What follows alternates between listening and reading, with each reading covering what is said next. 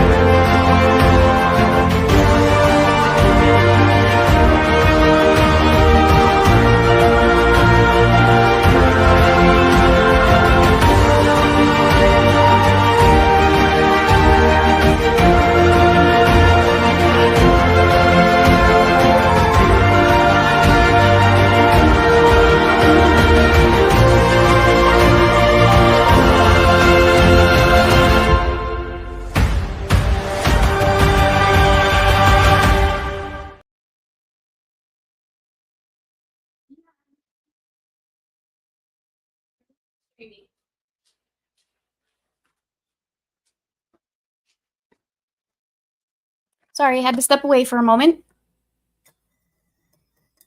How's everybody doing?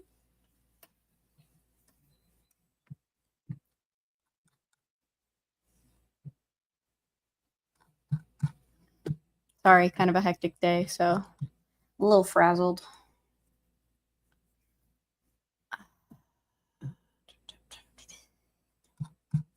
But happy Wednesday. I have my trusty mug from when I was a kid today. It's very hot because it's like old school mug, so old school ceramic that gets really hot. Let's save the yeah.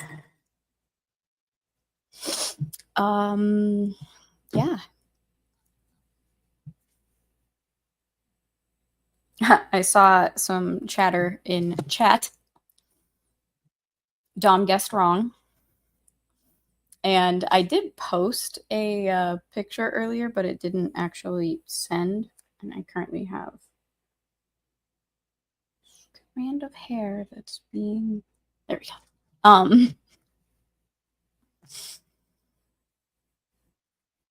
Yeah, I posted it on Twitter, but for whatever reason, like on my phone, when I try to post a comment on someone's post or like just tweet out something, it takes a bit for it to send. If I'm on my computer, it's instant, but the phone, it's weird and it takes a while. And sometimes it doesn't at all. Like it malfunctions, doesn't at all. It's really stupid and really freaking annoying. Especially when it's like a day later when I notice that, oh, this didn't post. Do I hit send now and have the comment that was in a conversation yesterday that's no longer going on?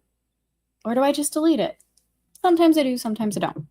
Might put a little edit in it to say this was supposed to send yesterday and it didn't. I don't know if anyone else has those issues. I do, but I hate social media, so it probably hates me back.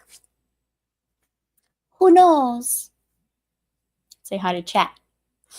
As usual, Legatus is the first one in chat. Hello, my friend. And hello, Dom. Ah.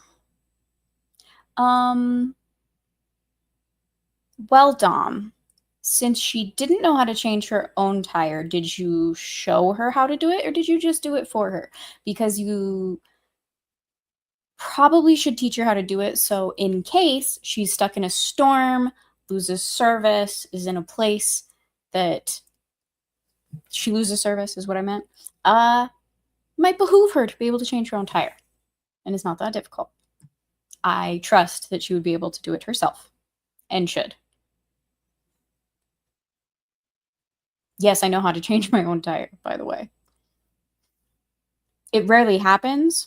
So as long as I have my dad to call, I will call him if I can't remember one or two specific things. But I'll figure it out if I don't have service somewhere. And I have those questions. But I don't think that'll be an issue. The only issue I might have is I need to check the air in my spare to make sure that that's not also flat. Which people should do. PSA, if you haven't checked the spare tire, or, okay, first of all, check to make sure you have a spare tire, check to make sure you have a jack, and a tire iron, so you can get the lug nuts off. But you also need to periodically check that your spare has enough air. Otherwise, you're stranded if that is also flat. So, just saying. May or may not be sound advice based on experience. Hopefully y'all can hear me. I don't know. Seems like you can. Okay. But it's very good brother responsibility. Good job taking care of your sister. Kid sister? Older sister? I honestly, I've lost count at this point how many names he has, and I no longer like the game of guessing if he'll get more. So what am I now? I don't think, unless, what is the C for? Christmas? Because I guess that could be it.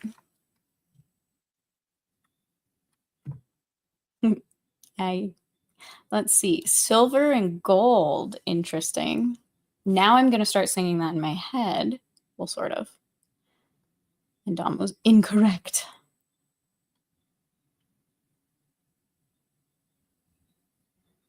That, actually, the very first time I ever dyed my hair in my life was in 2015 when I started doing these fun little colors.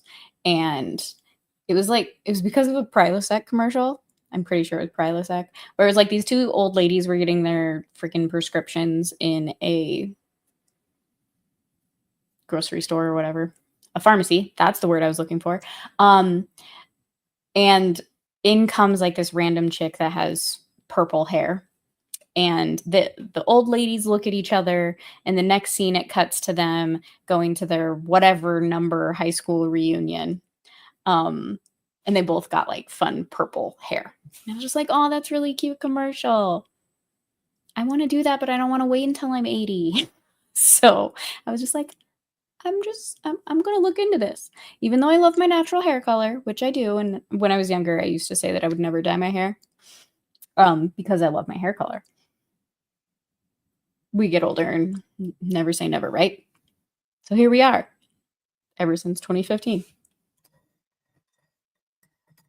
And y'all should see the amount of colors I've had in my hair. I do want to issue a slight apology to people that do thumbnails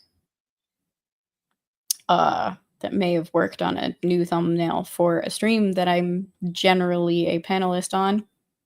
We're supposed to be each week. Who might have made a new one. But my hair was no longer the color that he adjusted it to.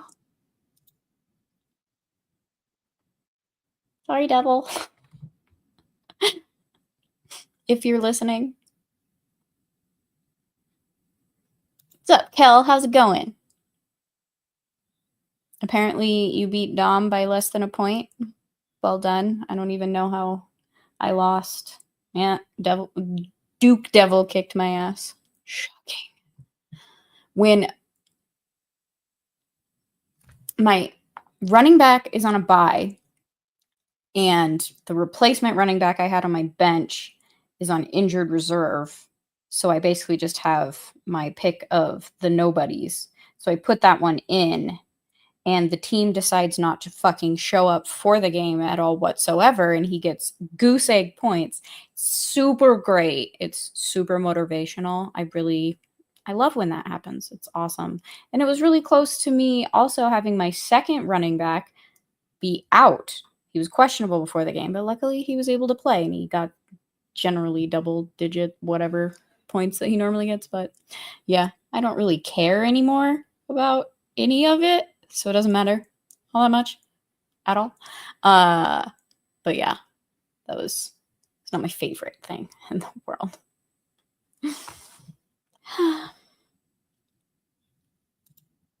Is that what you're considering it? Okay. I see. And yes, you were wrong. So yeah, the camera. You can't really tell. Like, you can see the green up here, but the green that I normally do, I did not have enough of it. You can kind of see the blue tints in there. The camera is not going to pick up that it's green. It's like a very dark green with blue. It's like a dark teal, really. So not quite what I was going for, but I don't care all that much because it'll fade just fine, and then I'll touch it up with my normal green and get some more green than blue in there. I did put some red, so this was on purpose. I did not mess up when I was doing it for my roots to be green. I wanted just one strip in the front to be green because I like being weird. And so I decided to, on the tips, put red of this one, but it doesn't really come out very well. The green kind of went fully to the end more so than I was wanting it to. As you can see, I like being weird again. But it's also fun to like throw some of the red over the top of it. Some kind of hide the green if I feel like it. But anyway, enough girliness. That's not what you're here for. Well, I guess maybe you are, but my kind of girliness. Da, da, da, da. Maybe. It's possible. What up, Gravy D? How's it going? Sorry, I get to chit-chatting and I forget to go through the rest of the chat. Lime green in time for St. Patty's Day. So, fun fact. Was it? When did I do that? Did I do that this year? No, I don't think I did. I've done purple and green for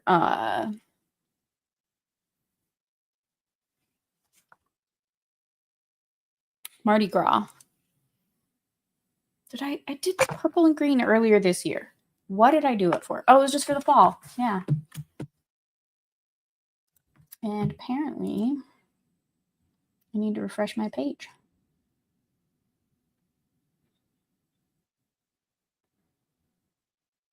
Because guess who?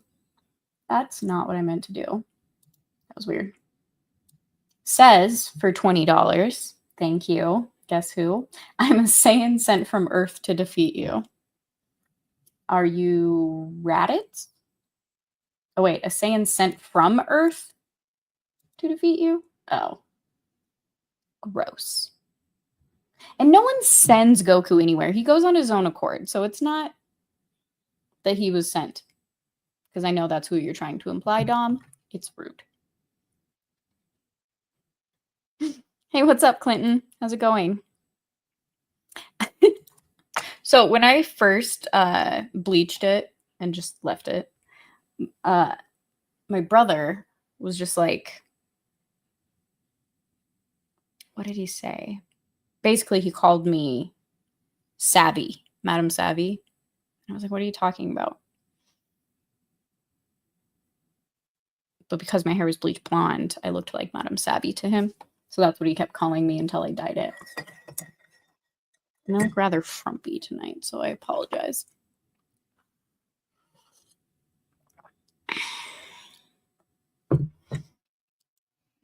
That's because he had a bunch of girls who don't argue, you know, unlike me, on panel with him. Is all I will say. It's platinum blonde. No doubt. I'll take that as a compliment as well. I really liked it. I was a little surprised because I felt like it would wash me out, which it does, which so does this. But my hair is also, my skin is also basically translucent. So I am aware of my flaws. And I'm okay with them. I've had them my entire life.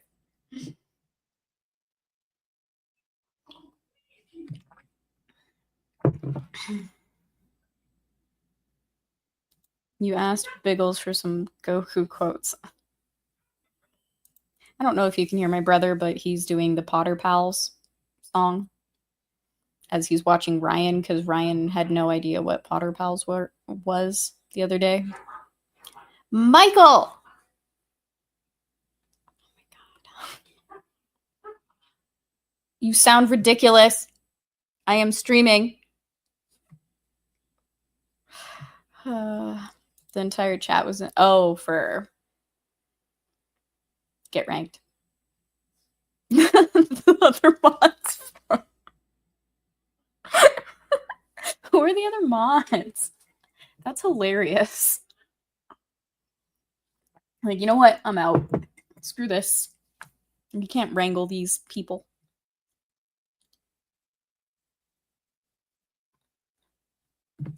It's understandable, though.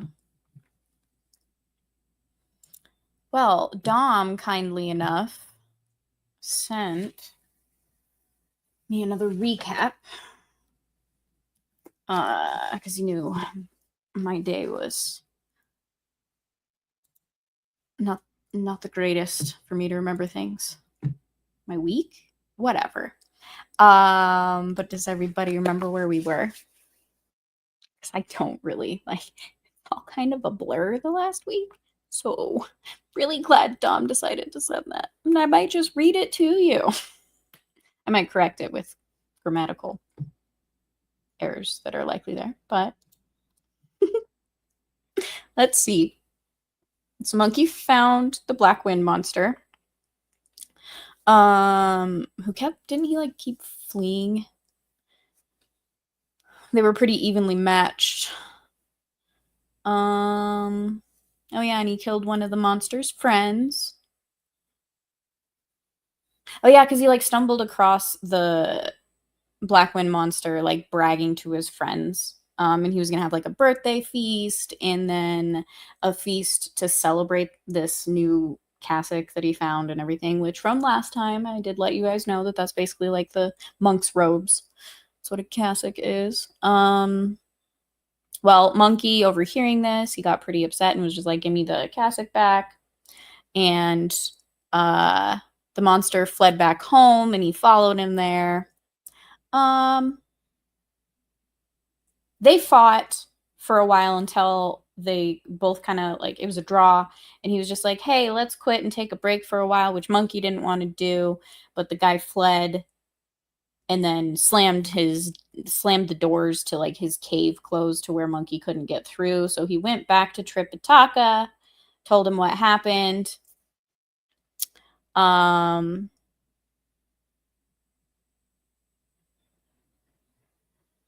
think he went back at one point and they fought again, but the guy fled again after it was another draw. So he goes back, tells Tripitaka that he has an idea and he's going to go get the Bodhisattva to help them out.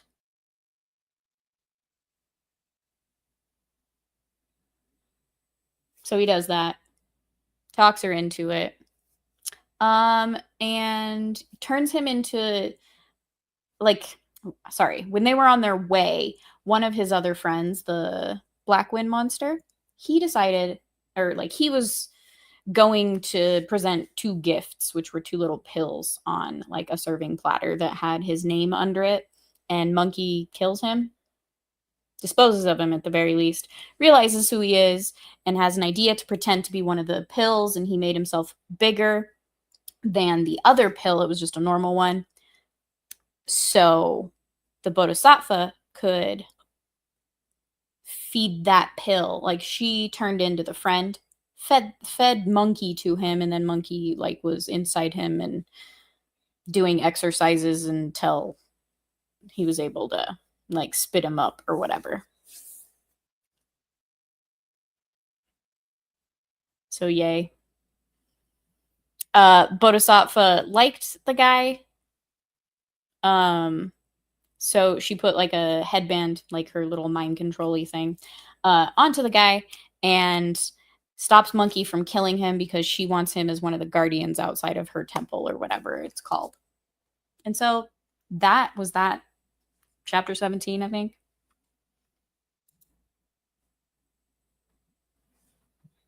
Let's see. And chapter 18. Let's see. They come to a village where they meet a man. Oh, yeah. Okay. So this was a shorter chapter, which was weird, where Monkey and Tripitaka and like they continue their journey. And they come upon a village where the dad, essentially, so like they're all named Gao. So they're all related in some distant fashion, essentially. And it's called Gao Village. And like the leader, his daughter was, so they were all kind of bamboozled by like a mountain spirit, like a boar spirit. And at first he came to them as like a man and helped them and everything, and proposed to his daughter, who was the one that was supposed to stay because he had all daughters or something, and the youngest, or the third one, was supposed to be the one to marry well a person who could take over the family business type of thing. And so they thought this guy was it. And at first he was great.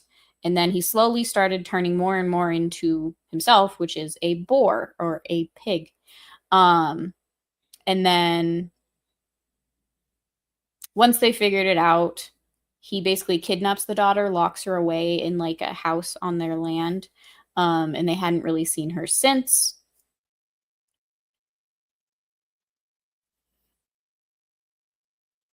And so that was like kind of the story. The squire of the town leader was the one that they first met, who was in a hurry.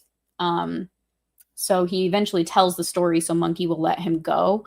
But because they need help to get the monster away, they would do it for free because Monkey is Monkey. And Tripitaka is obviously a pilgrim and not going to take money for that type of thing. Or maybe they were. I don't really remember.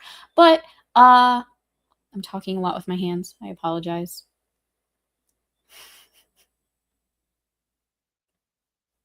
Monkey basically says, we can fix your problem. And so they bring him to the village leader, who then grants Monkey permission to do so. He then turns, like, he goes, the pig spirit monster is not there. He is able to get the girl out of the hut that they were in, that she was locked in, and he turns into her and waits for the husband to come back home. And he basically he pretends to be the girl for a while so he can get as much information as he can, which is kind of smart, which is not normally his strong suit. So I was impressed by that. And getting the information he did, like where the guy's from, where he lives, all of that type of information.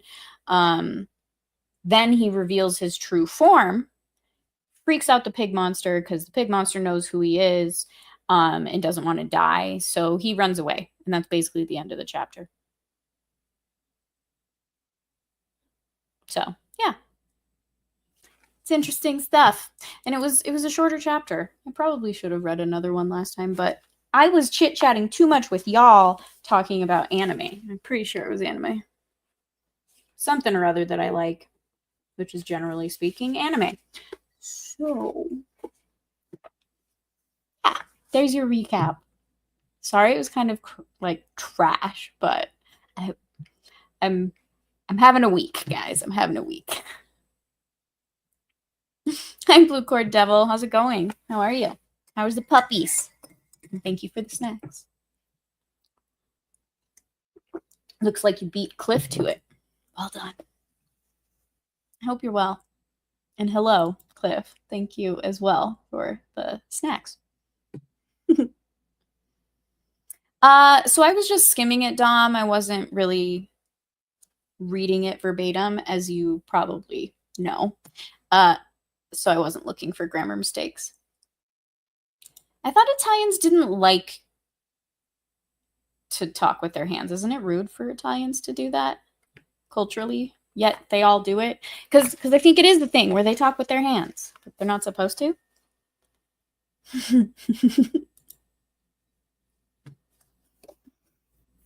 I don't know. Maybe she ran away. Jury's still out. That's the wrong phrase. The detectives are still searching for her. Yeah, I got to dyeing my hair, but the color I had, mud crab, hello, by the way, I should probably say that, was not what I was needing it to be, because I didn't have enough of my green that I normally have, so I combined it with a green that has more of a blue tint as its base. So yeah, it's darker and it kind of came out black, especially on camera. You can see with the lights, and I don't have the greatest lighting because I'm in my dining room. So yeah, you can't see it, but it is like a dark teal. It's Christmassy. I'll let it fade away and put my normal green in. I just have to get more of it. And I see that, Cliff. Well, thank you for stopping by. Or lurking, whichever you mean by this.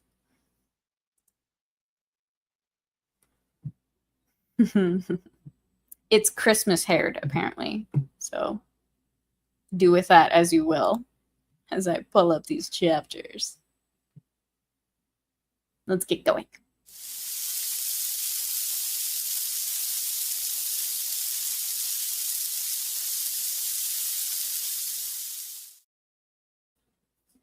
Chapter 19. At Cloudy Paths Cave, Wukong takes in 8 rules. At Pagoda Mountain, Tripitaka receives the Heart Sutra. We were telling you about the flaming light of the monster who was fleeing, while the great sage riding the rosy clouds followed right behind.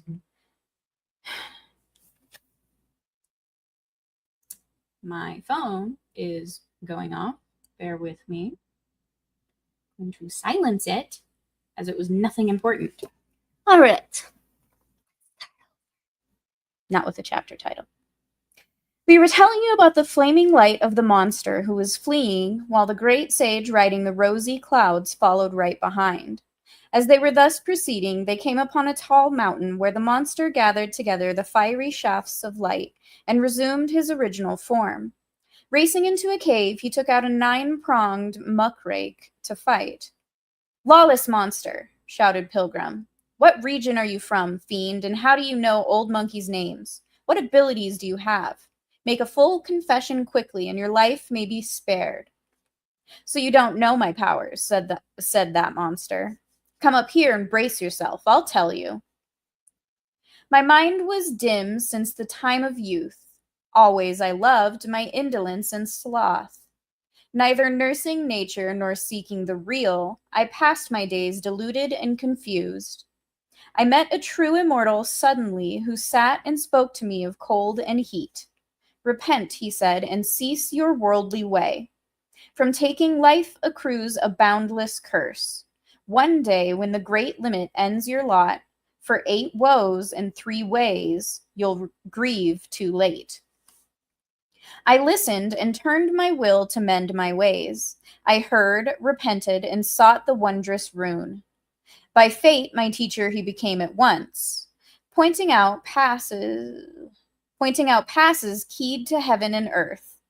Taught to forge the great pill 9 times reversed, I worked without pause through day and night to reach Mudpill Palace, topping my skull and jetting spring points on soles of my feet. With kidney brine flooding the floral pool, my cinnabar field was thus warmly nursed. Baby and fair girl mated as yin and yang. Lead and mercury mixed as sun and moon. In Concord, Lee Dragon and Con Tiger used. The spirit turtle sucked dry the gold crow's blood. 3 flowers joined on top, the root reclaimed. 5 breaths faced their source, and all freely flowed. My merit done, I ascended on high, met by pairs of immortals from the sky. Radiant pink clouds arose beneath my feet. With light, sound frame, I faced the golden arch. The Jade Emperor gave a banquet for gods who sat in rows according to their ranks. Made a marshal of the celestial stream, I took command of both sailors and ships. Because Queen Mother gave the Peaches feast when she met her guests at the Jasper Pool, my mind turned hazy, for I got dead drunk, a shameless, rowdy reeling left and right. Boldly I barged into vast cold palace where the charming fairy received me in. When I saw her face that would snarl one's soul, my carnal itch of old could not be stopped. Without regard for manners or for rank, I grabbed Miss Chang'e, asking her to bed. For 3 or 4 times she rejected me. Hiding east and west, she was sore annoyed. My passion sky high, I roared like thunder, almost toppling the arch of heaven's gate. Inspector General told the Emperor Jade, I was destined that day to meet my fate. The vast cold, completely enclosed airtight, left me no way to run or to escape. Then I was caught by the various gods, undaunted still, for wine was in my heart. Bound and taken to see the Emperor Jade, by law I should have been condemned to death. It was Venus, the gold star, Mr. Lee, who left the ranks and knelt to beg for me. My punishment changed to 2,000 blows. My flesh was torn, my bones did almost crack. Alive! I was banished from heaven's gate to make my home beneath the fueling mount. An errant womb's my sinful destination. Stiff bristle hogs my worldly appellation. When Pilgrim heard this, he said, So you were actually the water god of the heavenly reeds who came to earth. Small wonder you knew old Monkey's name. Curses, cried the monster. You heaven-defying ban-horse plague. When you caused such turmoil that year in heaven, you had no idea how many of us had to suffer because of you. And here you are again to make life miserable for others. Don't give me any lip. Have a taste of my rake. Pilgrim, of course, was unwilling to be tolerant. Lifting high his rod, he struck at the monster's head. The 2 of them thus began a battle in the middle of the mountain, in the middle of the night. What a fight! Pilgrim's gold pupils blazed like lightning. The monster's round eyes flashed like silver blooms. This one spat out colored fog. That one spouted crimson mist. The spouted crimson mist lit up the dark. The colored fog spat out made bright the night. The golden hooped rod, the 9-pronged muckrake. 2 true heroes most worthy of acclaim. One was the great sage descended to earth. One was a marshal who came from heaven. That one, for indecorum, became a monster. This one, to flee his ordeal, bowed to a monk. The rake lunged like a dragon wielding his claws. The rod came like a phoenix darting through flowers. That one said, Your breaking up a marriage is like patricide. This one said, You should be arrested for raping a young girl.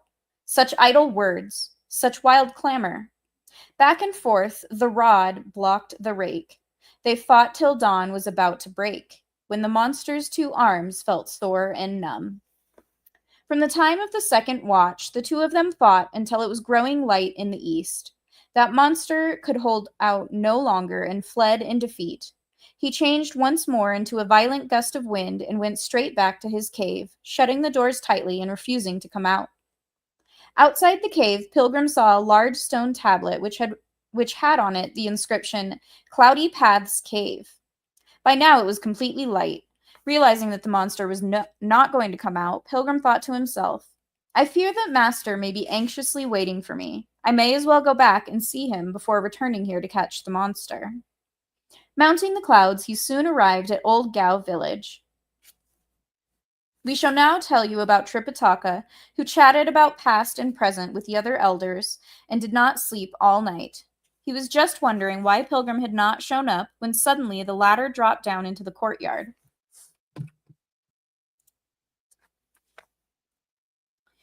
Straightening out his clothes and putting away his rod, Pilgrim went up to the hall crying, Master, I've returned. The various elders hurriedly bowed low, saying, Thank you for all the trouble you have been to. Wukong, you were gone all night, said Tripitaka. If you captured the monster, where is he now? Master, said Pilgrim, that monster is no fiend of this world, nor is he a strange beast of the mountains. He is actually the incarnation of the Marshal of the Heavenly Reeds.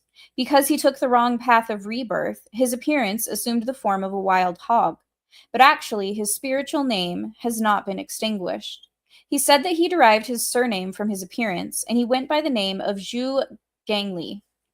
When I attacked him with my rod in the rear building, he tried to escape by changing into a violent gust of wind. I then struck at the wind, and he changed into shafts of flaming light and retreated to his mountain cave. There he took out a 9-pronged muckrake to do battle with Old Monkey for a whole night. Just now, when it grew light, he could fight no longer and fled into the cave, shutting the doors tightly and not coming out anymore. I wanted to break down the door to finish him off, but I was afraid that you might be waiting here anxiously. That's why I came back first to give you some news.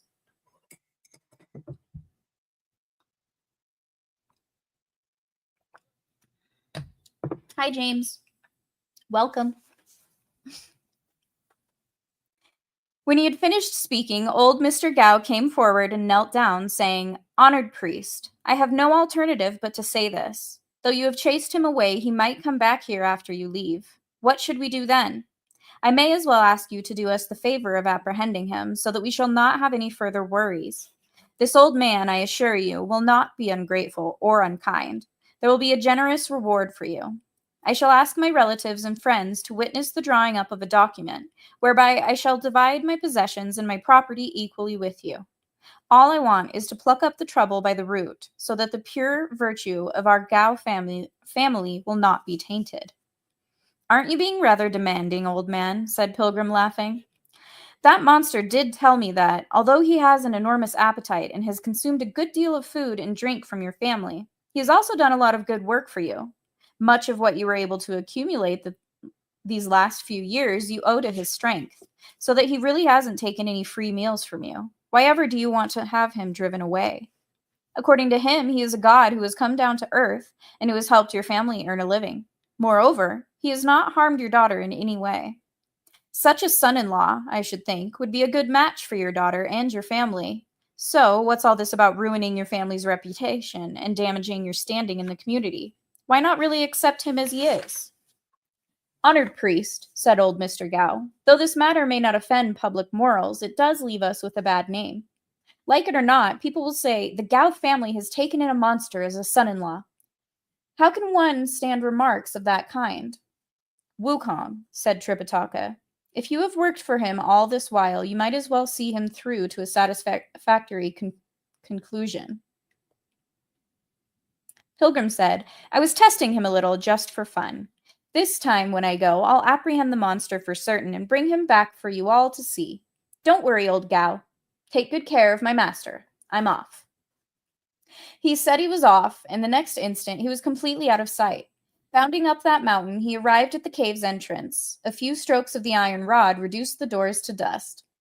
You overstuffed coolie, he shouted. Come out quickly and fight with Old Monkey. Huffing and puffing, the monster was lying in the cave, trying to catch his breath. When he heard his doors being struck down and heard himself called an overstuffed coolie, he could not control his wrath. Dragging his rake, he pulled himself together and ran out. A ban-horse plague like you, he yelled, is an absolute pest. What have I done to you that you have to break my doors to pieces? Go and take a look at the law. A man who breaks someone's door and enters without permission may be guilty of trespassing, a crime punishable by death. Idiot, said Pilgrim, laughing. I may have broken down the door, but my case is still a defensible one. But you took a girl from her family by force, without using the proper matchmakers and witnesses, without presenting the proper gifts of money and wine. If you ask me, you were the only one guilty of a capital crime. Enough of this idle talk, said the monster, and watch out for old Hog's rake. Carrying the rake with his rod, Pilgrim said, Isn't that rake of yours just something you use as a regular farmhand to plow the fields or plant vegetables for the Gow family? Why on earth should I fear you? You have made a mistake, said the monster. Is this rake a thing of this world? Just listen to my recital. This is divine ice steel, greatly refined, polished so highly that it glows and shines. Lao Jai wielded the large hammer and tong. Mars himself added charcoals piece by piece. 5 kings of 5 quarters applied their schemes. 12 gods of time expended all their skills.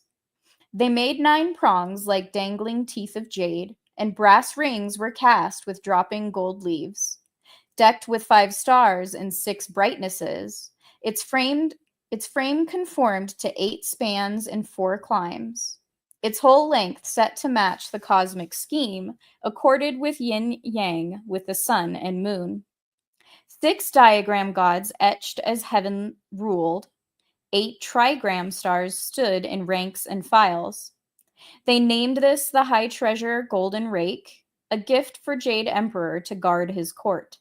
Since I learned to be a great immortal, becoming someone with longevity, I was made marshal of the heavenly reeds and given this rake a sign of royal grace. When it's held high, there will be bright flames and light. When it's brought low, strong wind blows down white snow.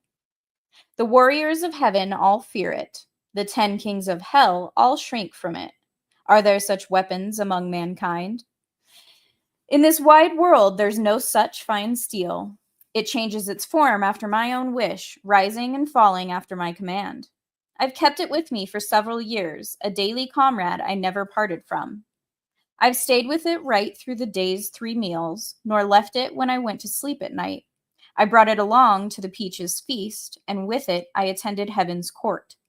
Since I wrought evil relying on wine, since trusting my strength I displayed my fraud, Heaven sent me down to this world of dust, where in my next life I would sin some more. With wicked mind I ate men in my cave, pleased to be married at the Gow village. This rake can overturn sea dragons and turtles' lairs, and rake up mountain dens of tigers and wolves. All other weapons there's no need to name, only my rake is of most fitting fame.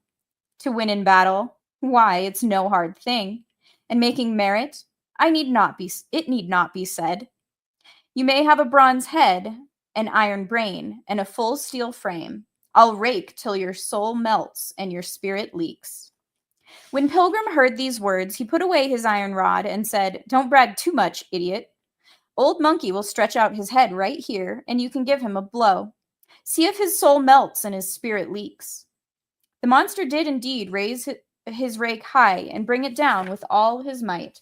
With a loud bang, the rake made sparks as it bounced back up, but the blow did not make so much as a scratch on Pilgrim's head. The monster was so astounded that his hands turned numb and his feet grew weak. He mumbled, What a head, what a head. You didn't know about this, did you? Said Pilgrim. When I caused such turmoil in heaven by stealing the magic pills, the immortal peaches, and the immortal imperial wine, I was captured by the little sage Erlang and taken to the Polestar Palace. The various celestial beings chopped me with an axe, pounded me with a bludgeon, cut me with a scimitar, stabbed me with a sword, burned me with fire, and struck me with thunder. All this could not hurt me one whit. Then I was taken by Lao Jai and placed in his 8 trigram brazier, in which I was refined by divine fire until I had fiery eyes and diamond pupils, a bronze head, and iron arms. If you don't believe me, give me some more blows and see whether it hurts me at all. Monkey, said the monster, I remember that at the time you were causing trouble in heaven, you lived in the water curtain cave of the Flower Fruit Mountain, in the Ally country of the East Purvavidaya continent. Your name hasn't been heard of for a long time. How is it that you suddenly turn up at this place to oppress me? Could my father-in-law have gone all that way to ask you to come here? Your father-in-law did not go to fetch me, said Pilgrim. It's old Monkey who turned from wrong to right, who left the Taoist to follow the Buddhist. I am now accompanying the royal brother of the great Tang emperor in the land of the East, whose name is Tripitaka, master of the law. He is on his way to the western heaven to seek scriptures from Buddha. He passed through the Gao village and asked for lodging. Old man Gao then brought up the subject of his daughter and asked me to rescue her and to apprehend you, you overstuffed coolie.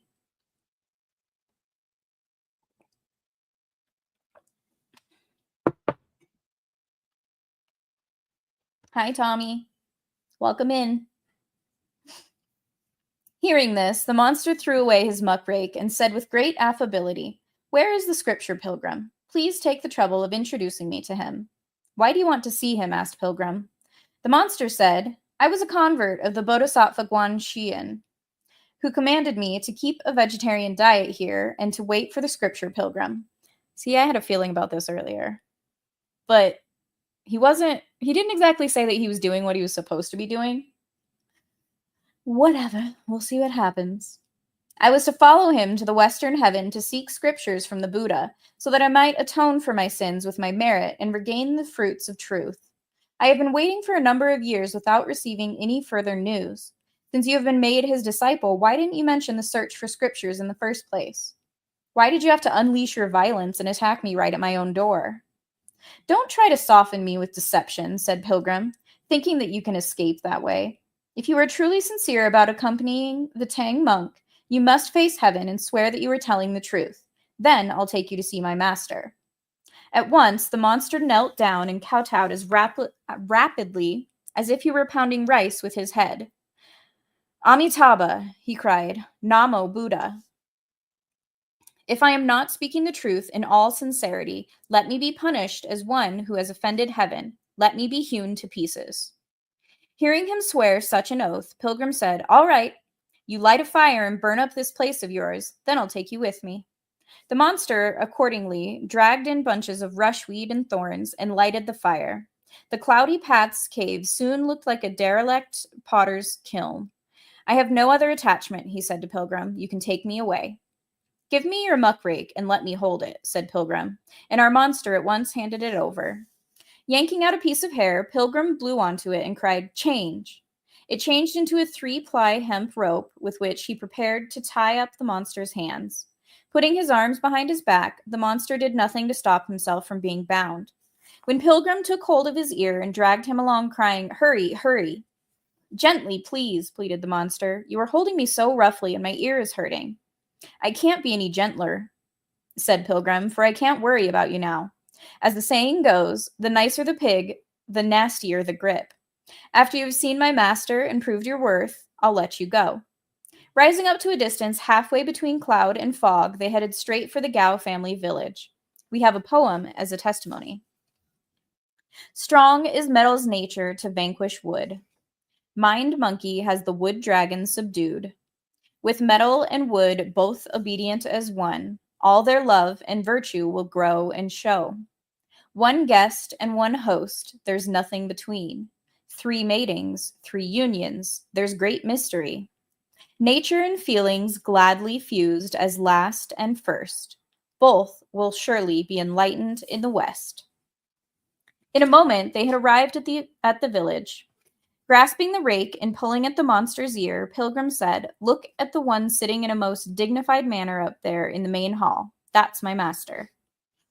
When old Mr. Gao and his relatives suddenly saw Pilgrim dragging by the ear a monster who had his hands bound behind his back, they all gladly left their seats to meet them in the courtyard. The old man cried, Honored priest, there's that son-in-law of mine. Our monster went forward and fell on his knees, kowtowing to Tripitaka and saying, Master, your disciple apologizes for not coming to meet you. If I had known earlier that my master was staying in my father-in-law's house, I would have come at once to pay my respects, and none of these troubles would have befallen me. Wukong, said Tripitaka, how did you manage to get him here to see me? Only then did Pilgrim release his hold. Using the handle of the rake to give the monster a whack, he shouted, Idiot, say something. The monster gave a full account of how the Bodhisattva had converted him. Really? They're not going to do a review of that for whatever reason. He just gave him the account. Greatly pleased, Tripitaka said at once, Mr. Gao, may I borrow your incense table? Old Mr. Gao took it out immediately, and Tripitaka lighted the incense after purifying his hands. He bowed toward the south, saying, I thank the Bodhisattva for her holy grace. The other elders all joined in the worship by adding incense, after which Tripitaka resumed his seat in the main hall and asked Wukong to untie the monster. Pilgrim shook his body to retrieve his hair, and the rope fell off by itself. Once more, the monster bowed to Tripitaka, declaring his intention to follow him to the west, and then bowed also to Pilgrim, addressing him as elder brother, because he was the senior disciple. Since you have entered my fold and have decided to become my disciple, said Tripitaka, let me give you a religious name so that I may address you properly. Master, said the monster, the Bodhisattva already laid hands on my head and gave me the commandments and a religious name, which is Zhu Wuneng, awake to power. Good, good, said Tripitaka, laughing. Your elder brother is named Wukong, and you are called Wuneng. Your names are well in accord with the emphasis of our denomination. Master, said Wuneng, since I received the commandments from the Bodhisattva, I was completely cut off from the 5 forbidden viands and the 3 undesirable foods. I maintained a strict vegetarian diet in my father-in-law's house, never touching any forbidden food. Now that I have met my master today, let me be released from my vegetarian vow. No, no, said Tripitaka. Since you have not eaten the 5 forbidden viands and the 3 undesirable foods, let me give you another name. Let me call you 8 Rules. Delighted, Idiot said, I shall obey my master. For this reason, he was also called Zhu 8 Rules. When old Mr. Gao saw the happy ending of this whole affair, he was more delighted than ever. He ordered his houseboys immediately to prepare a feast to thank the Tang monk. 8 Rules went forward and tugged at him, saying, Papa, please ask my humble wife to come out and greet the granddads and uncles. How about it? Worthy brother, said Pilgrim, laughing, since you have embraced Buddhism and become a monk, please don't ever mention your humble wife again. There may be a married Taoist in this world, but there's no such monk, is there? Let's sit down, rather, and have a nice vegetarian meal. We'll have to start off soon for the West. Old Mr. Gao set the tables in order and invited Tripitaka to take the honored seat in the middle. Pilgrim and 8 Rules sat on both sides while the relatives took the remaining seats below. Mr. Gao opened a bottle of dietary wine and filled a glass. What the fuck is dietary wine? He sprinkled a little of the wine on the ground to thank heaven and earth before presenting the glass to Tripitaka. To tell you the truth, aged sir, said Tripitaka, this poor monk has been a vegetarian from birth. I have not touched any kind of forbidden food since childhood. I know the reverend teacher is chaste and pure, said old Mr. Gao, and I did not dare bring forth any forbidden food stuff. This wine is made for those who maintain a vegetarian diet. There's no harm in your taking a glass. I just don't dare use wine, said Tripitaka, for the prohibition of strong drink is a monk's first commandment. Alarmed, Wuneng said, Master, though I kept a vegetarian diet, I didn't cut out wine. Though my capacity is not great, said Wukong, and I'm not able to handle more than a crock or so, I haven't discontinued the use of wine either. In that case, said Tripitaka, you 2 brothers may take some of this pure wine, but you are not permitted to get drunk and cause trouble. So the 2 of them took the first round before taking their seats again to enjoy the feast. We cannot tell you in full what a richly laden table that was, and what varieties of delicacies were presented.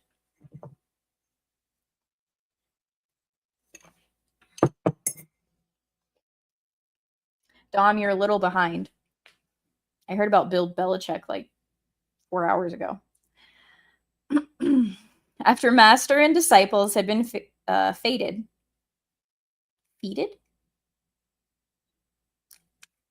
Old Mr. Gao took out a red lacquered tray bearing some 200 taels of gold and silver in small pieces, which were to be presented to the 3 priests for travel expenses.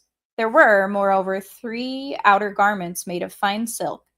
Tripitaka said, "We are mendicants who beg for food and drink from village to village. How could we accept gold, silver, and precious clothing?" Coming forward and stretching out his hand, Pilgrim took a handful of the money, saying, "Gao Kai, yesterday you took the trouble to bring my master here, with the result that we made a disciple today. We have nothing to thank you with. Take this as remuneration for being a guide. Perhaps you can use it to buy a few pairs of straw sandals. If there are any more monsters, turn them over to me and I'll truly be grateful to you." Gao Kai took the money and kowtowed to thank Pilgrim for his reward.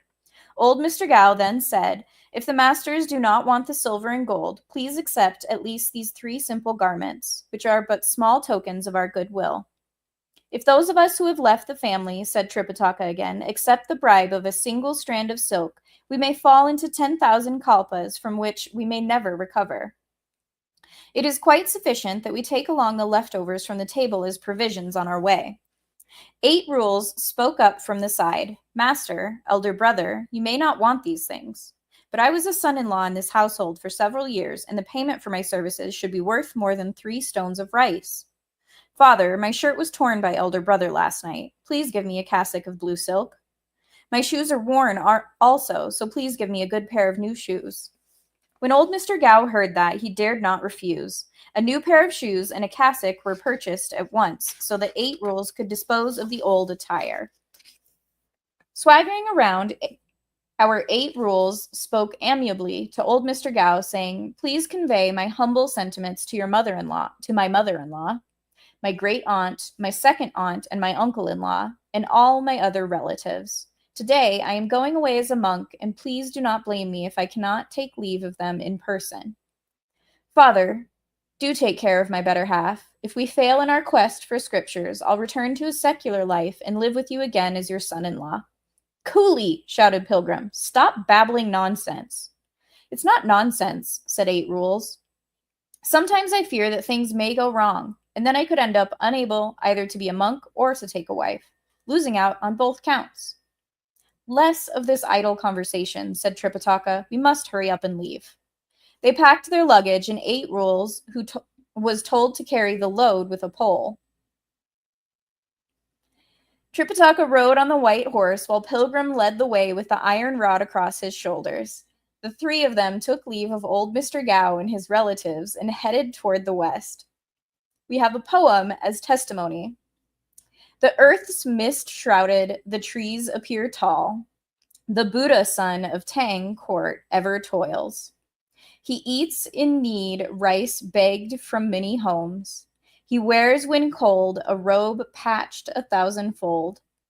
Hold fast at the breast the horse of the will.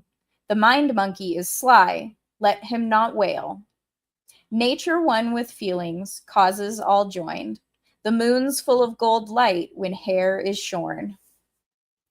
The 3 of them proceeded toward the west, and for about a month it was an uneventful journey. When they crossed the boundary of Koko, they looked up and saw a tall mountain. Tripitaka reined in his horse and said, "Wukong, Wunang, there's a tall mountain ahead. We must approach it with care." "It's nothing," said 8 Rules. "This mountain is called the Pagoda Mountain, and a crow's nest Chan master lives there, practicing austerities. Old Hog has met him before." "What's his business?" said Tripitaka. "He's fairly accomplished in the way," said 8 Rules, "and he once asked me to practice austerities with him. But I didn't go, and that was the end of the matter." As master and disciple conversed, they soon arrived at the mountain. What a splendid mountain! You see, south of it, blue pines, jade-green junipers. North of it, green willows, red peach trees. A clamorous din, the mountain fowls are conversing.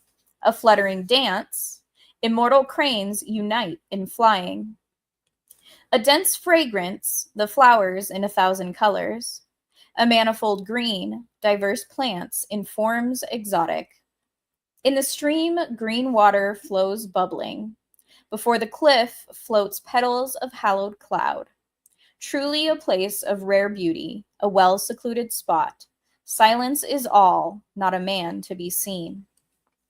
As the master sat on his horse, peering into the distance, he saw on top of the fragrant juniper tree a nest made of dried wood and grass. To the left, musk deer carried flowers in their mouths.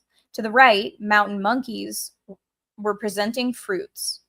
At the top of the tree, blue and pink phoenixes sang together, soon to be joined by a congregation of black cranes and brightly colored pheasants. Isn't that the crow's nest Chan Master? Asked Eight Rules, pointing. Tripitaka urged on his horse and rode up to the tree. We now tell you about the Chan Master who, seeing the three of them approach, left his nest and jumped down from the tree. Tripitaka dismounted and prostrated himself. Raising him up with his hand, the Chan Master said, "Holy monk, please arise. Pardon me for not coming to meet you." "Old Chan Master," said Eight Rules, "please receive my bow." "Aren't you the Zhu Gangli of the Fuling Mountain?" asked the Chan Master, startled. "How did you have the good fortune to journey with the holy monk?" "A few years back," said Eight Rules, "I was beholden to the Bodhisattva Guanyin for persuading me to follow him as a disciple." Good, good, good," said the Chan Master, greatly pleased. Then he pointed to Pilgrim and asked, "Who is this person?" "How is it that the old Chan recognizes him," said Pilgrim, laughing, "and not me?" "Because I hadn't the pleasure of meeting you," said the Chan Master. Tripitaka said, "He is my eldest disciple, son Wukong." Smiling amiably, the Chan Master said, "How impolite of me." Tripitaka bowed again and asked about the distance to the great thunderclap temple of the western heaven. "It's very far away, said the Chan Master. "What's more, the road is a difficult one, filled with tigers and leopards." With great earnestness, Tripitaka asked again, "Just how far is it?" "Though it may be very far," answered the Chan Master, "you will arrive there one day. But all those Mara hindrances along the way are hard to dispel. I have a Heart Sutra here in this scroll. It has 54 sentences containing 270 characters. When you meet these Mara hindrances, recite the sutra and you will not suffer any injury or harm." Tripitaka prostrated himself on the ground and begged to receive it, whereupon the Chan Master imparted the sutra by reciting it orally. The sutra said, give me a moment.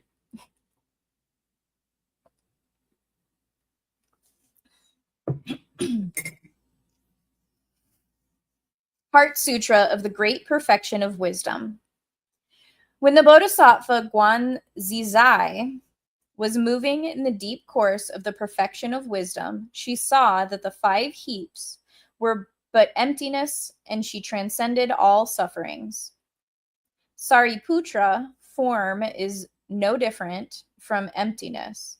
Emptiness, no different from form. Form is emptiness, and emptiness is form.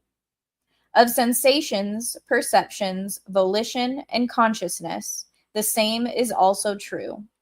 Sariputra, it is thus that all dharmas are but empty appearances, neither produced nor destroyed, neither defiled nor pure, neither increasing nor decreasing. This is why in emptiness there are no forms and no sensations, perceptions, volition, or consciousness. No eye, ear, nose, tongue, body, or mind. No form, sound, smell, taste, touch, or object of mind. There is no realm of sight, and so forth, until we reach the realm of no mind consciousness. There is no ignorance, nor is there extinction of ignorance, and so forth, until we reach the stage where there is no old age and death. Nor is there the extinction of old age and death. There is no suffering, annihilation, or way. There is no cognition or attainment. Because there is nothing to be attained in the mind of the Bodhisattva by virtue of reliance upon the perfection of wisdom, has no hindrances. No hindrances, and therefore no terror or fear. He is far removed from error and delusion, and finally reaches nirvana. All the Buddhas of the 3 worlds rely on the perfection of wisdom, and that is why they attain the ultimate and complete enlightenment. Know, therefore, that the perfection of wisdom is a great divine spell, a spell of great illumination, a spell without superior, and a spell without equal. It can do away with all sufferings, such as the unvarnished truth. Therefore, when the spell of the perfection of wisdom is to be spoken, say this spell: Gate, gate, paragate, parasamgate, bodhisvaha.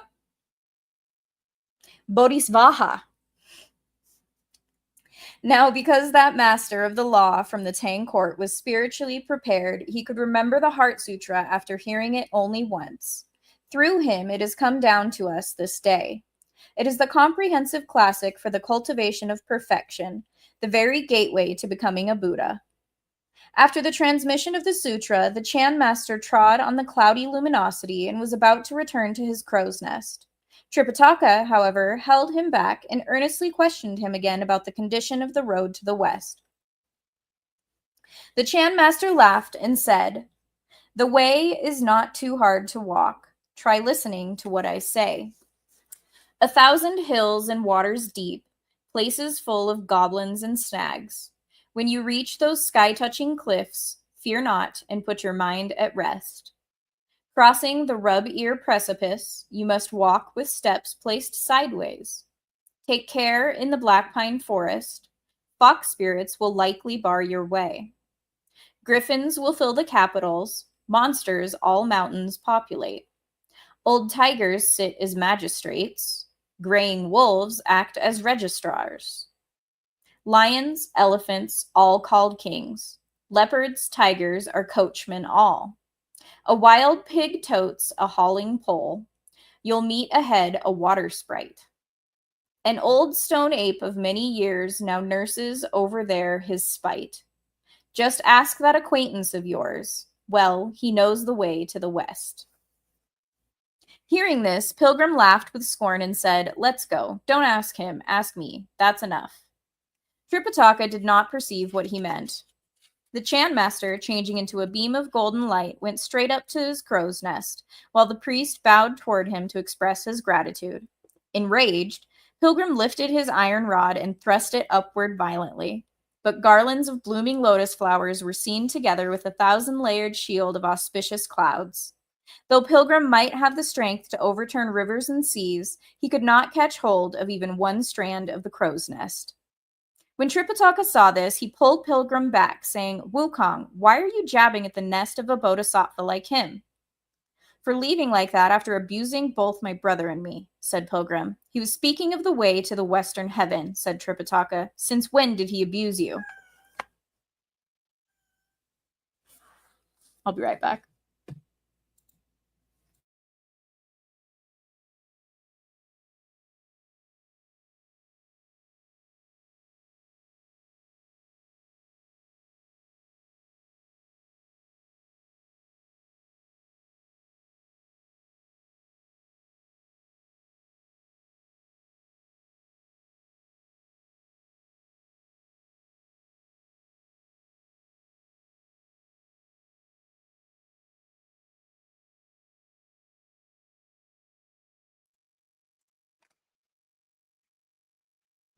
There was a starving cat, if you didn't hear him.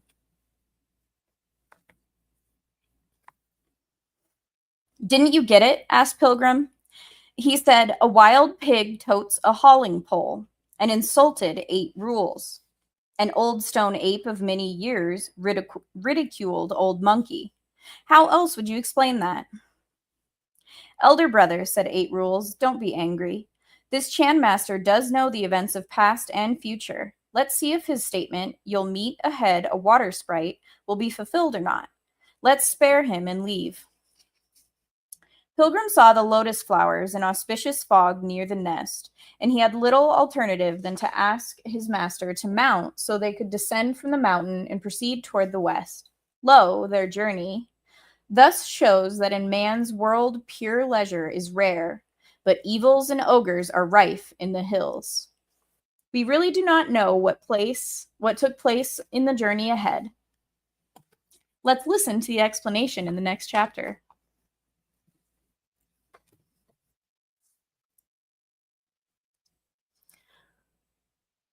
Well, that was fun.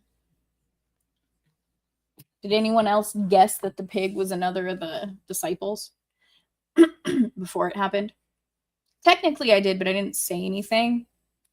So, y'all can believe me or you can't, whichever you prefer.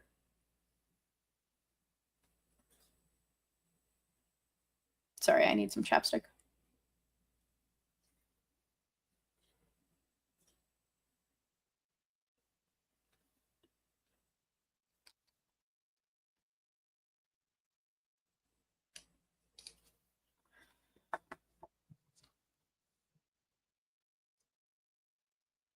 Is Tommy causing trouble?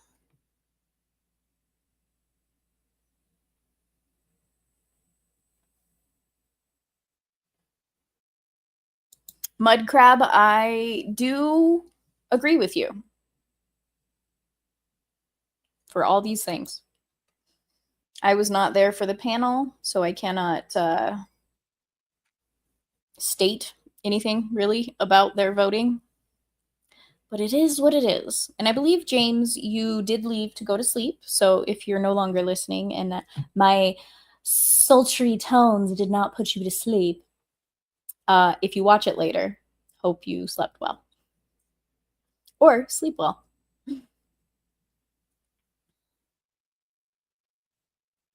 I mean, technically speaking, he defeated the monster by himself.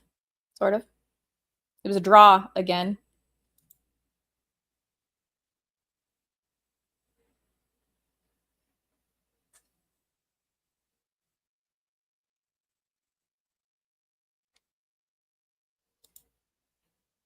Uh-oh, what did Tommy do in Steph's stream?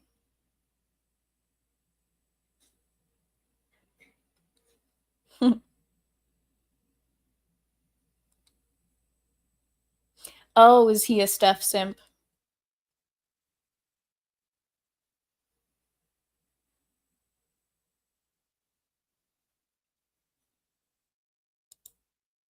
What C word?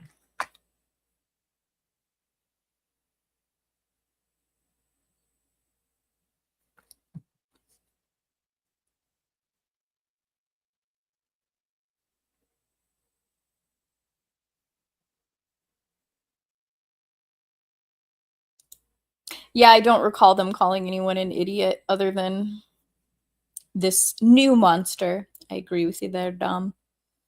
That was a really long chapter, by the way. I am not dropping slurs. What slurs are you talking about, Kel?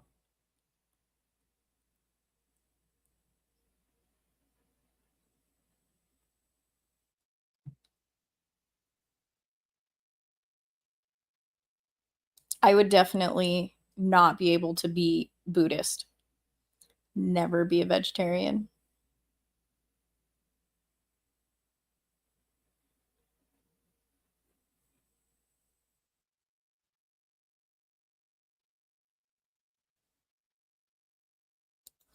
See, he's one of the disciples that the Bodhisattva like got the guarantee that he'd right his ways and blah blah blah blah blah. Technically speaking, the family gave their blessing. They were tricked into it. But the kidnapping, they're being a bit heavy-handed with that term, in my opinion. He just turned out to be an asshole. C'est la vie. Pigsy is based. Yes, I do have some decorations in my background. Let me do something real quick.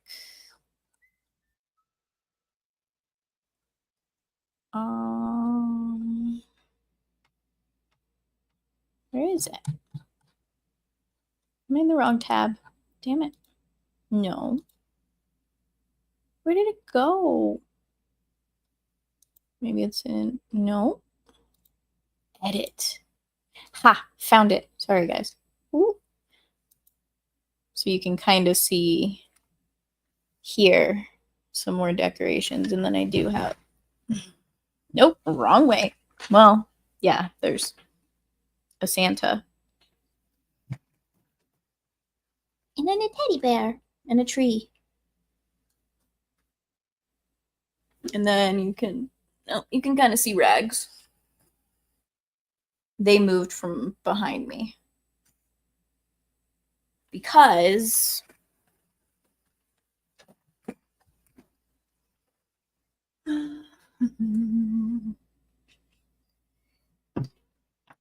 that stuff is where they used to be. You saw a bit of my, what is it called? Back? I'm not going to say that, actually. Dudes can say that. I'm not going to say that. I guess I can turn. There. You can kind of see the ladder in the background under the Frosty. Okay. Back to better view. There we go. So, Merry Christmas, people. Brand settings. Huh. Interesting. Sorry. StreamYard's changed stuff last week, but I didn't have the time to look at it in depth. So I just discovered it with y'all in real time.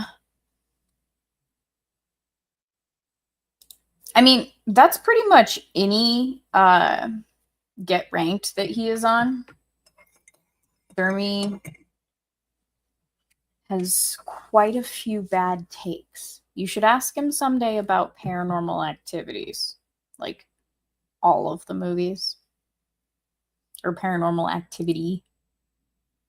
Although with the plural nature of the series of movies, Paranormal Activities would apply, I guess. Whatever. It's probably because he'd been like attacking them all night and they were tired. Is that a slur? Like, what the hell does that mean? Let me do a look-see.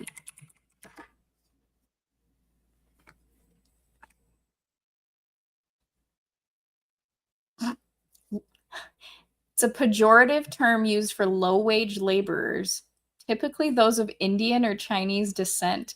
I literally had no idea.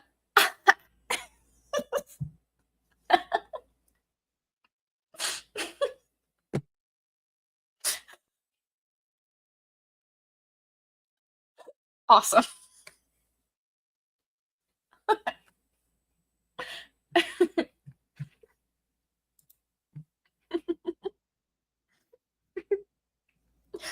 Oh, and then you explained it. It's the book. It's not me. But apparently that's not an excuse for some people. Whatever. I would show you my Christmas tree, but there's a lot of a mess over there right now. I'll post a picture or something later on. And I did inherit a new Christmas tree. It's just a white tree. So because it's just my brother and me, what we had before and still have now is just like, it's about like this big, like my torso. Fiber optic tree that I plug in every year. Well, with the ex-tenants from upstairs that left all their shit here, they left a white Christmas tree, so I have another Christmas tree. I don't have room downstairs for it, so it's just chilling upstairs like it has been for the last year and a half, but whatever. I do what I want.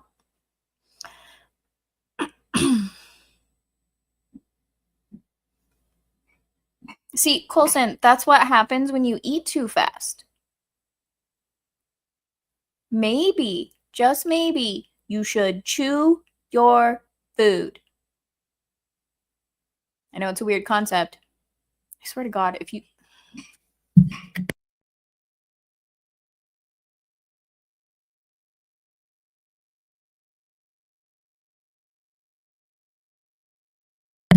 You really don't need to hear a cat throwing up, so I figured I'd do you a solid and mute my mic. And again, here we are.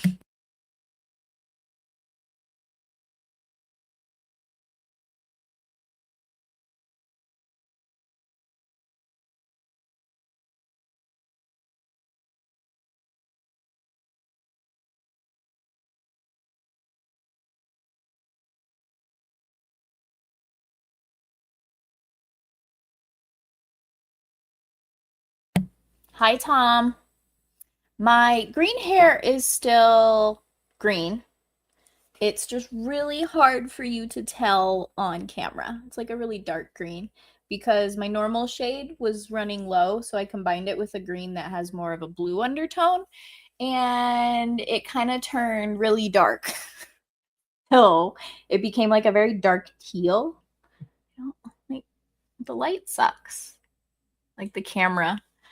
But honestly, like even in person, it's a very dark. I actually kind of like it. It's not what I was going for because it's not fully Christmassy.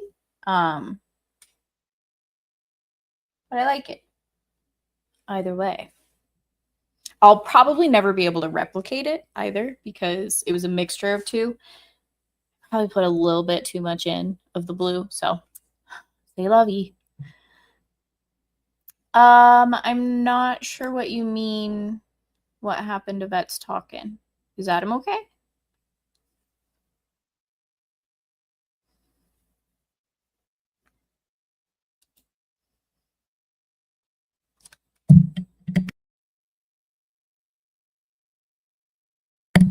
Pardon me?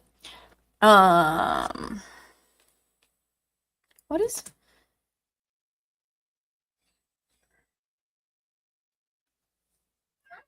What? I'm not going to give you more food because you threw up all of your food. Thanks, Dom. Oh, I'm not sure. He does some stuff randomly I've seen, but yeah, he hasn't been as consistent nowadays. I don't know if you have a Twitter, but you could follow him on Twitter, the Vets Talking account. And Clinton came in for a better update than me. Sorry. And thank you, Dom, again for the blessing.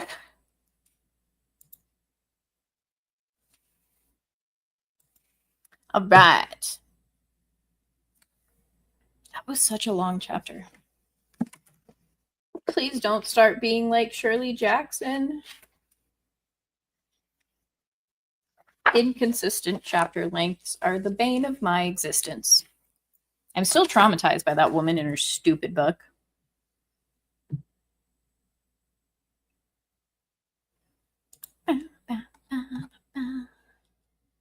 But let's continue on.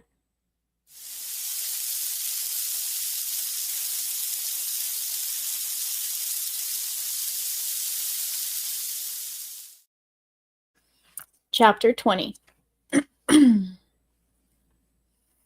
At Yellow Wind Ridge, the Tang monk meets adversity.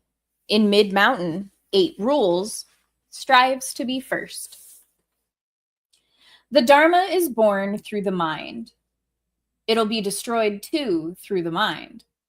By whom it is destroyed or born, that you must determine yourself. If it is through your own mind, why do others need to tell you? All that you need is your hard work to draw blood out of iron ore. Let a silk cord puncture your nose to tie a firm knot on the void. Fasten that to the no-work tree, that you'd not be vicious and wild. Regard not the thief as your son, and forget all dharma and mind. Let not the other deceive me. With one big punch, strike him out first. The manifest minds also no mind. Manifest law is law that's stopped. When both bull and man disappear, the jade green sky is bright and clear.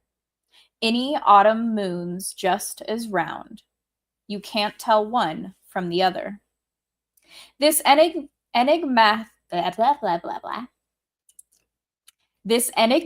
Gatha was composed by Xuanzang, master of the law, after he had thoroughly mastered the Heart Sutra, which had, in fact, broken through the gate of his understanding. He recited it frequently, and the beam of spiritual light penetrated by itself to his innermost being. We turn now to tell you about the 3 travelers who dined on the wind and rested by the waters, who clothed themselves with the moon and cloaked themselves with the stars on their journey. Soon it was the scene of summer again, beneath a torrid sky. They saw flowers gone, and butterflies cared not to linger. On tall trees the cicada chirp turned brazen. Wild worms made their cocoons, fair pomegranates their fire, as new lilies in the ponds appeared. Give me a second, guys. Sorry.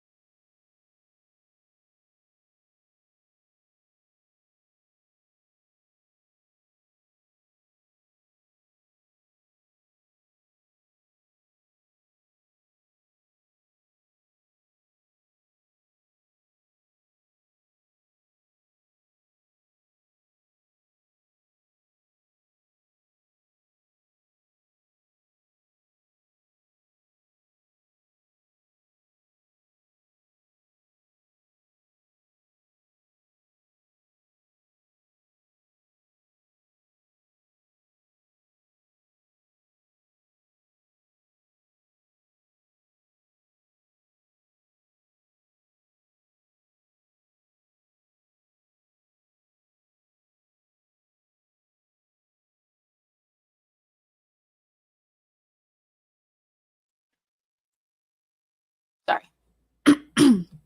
I needed more tea. And I needed to take care of the kitty.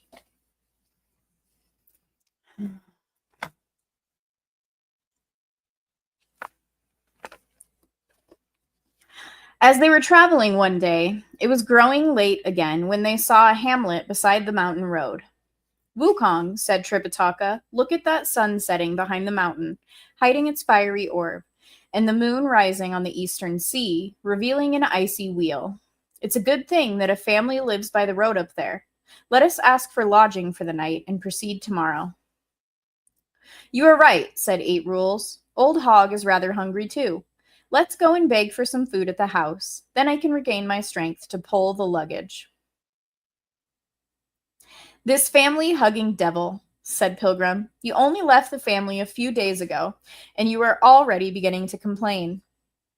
"Elder brother," said Eight Rules, "I'm not like you. I can't imbibe the wind and exhale the mist. Since I began following our master a few days ago, I've been half hungry all the time. Did you know that?" Hearing this, Tripitaka said, "Wunang, if your heart still clings to the family, you are not the kind of person who wants to leave it. You may as well turn back." Idiot was so taken aback that he fell on his knees and said, "Master, please do not listen to the words of elder brother. He loves to put blame on others. I haven't made any complaint.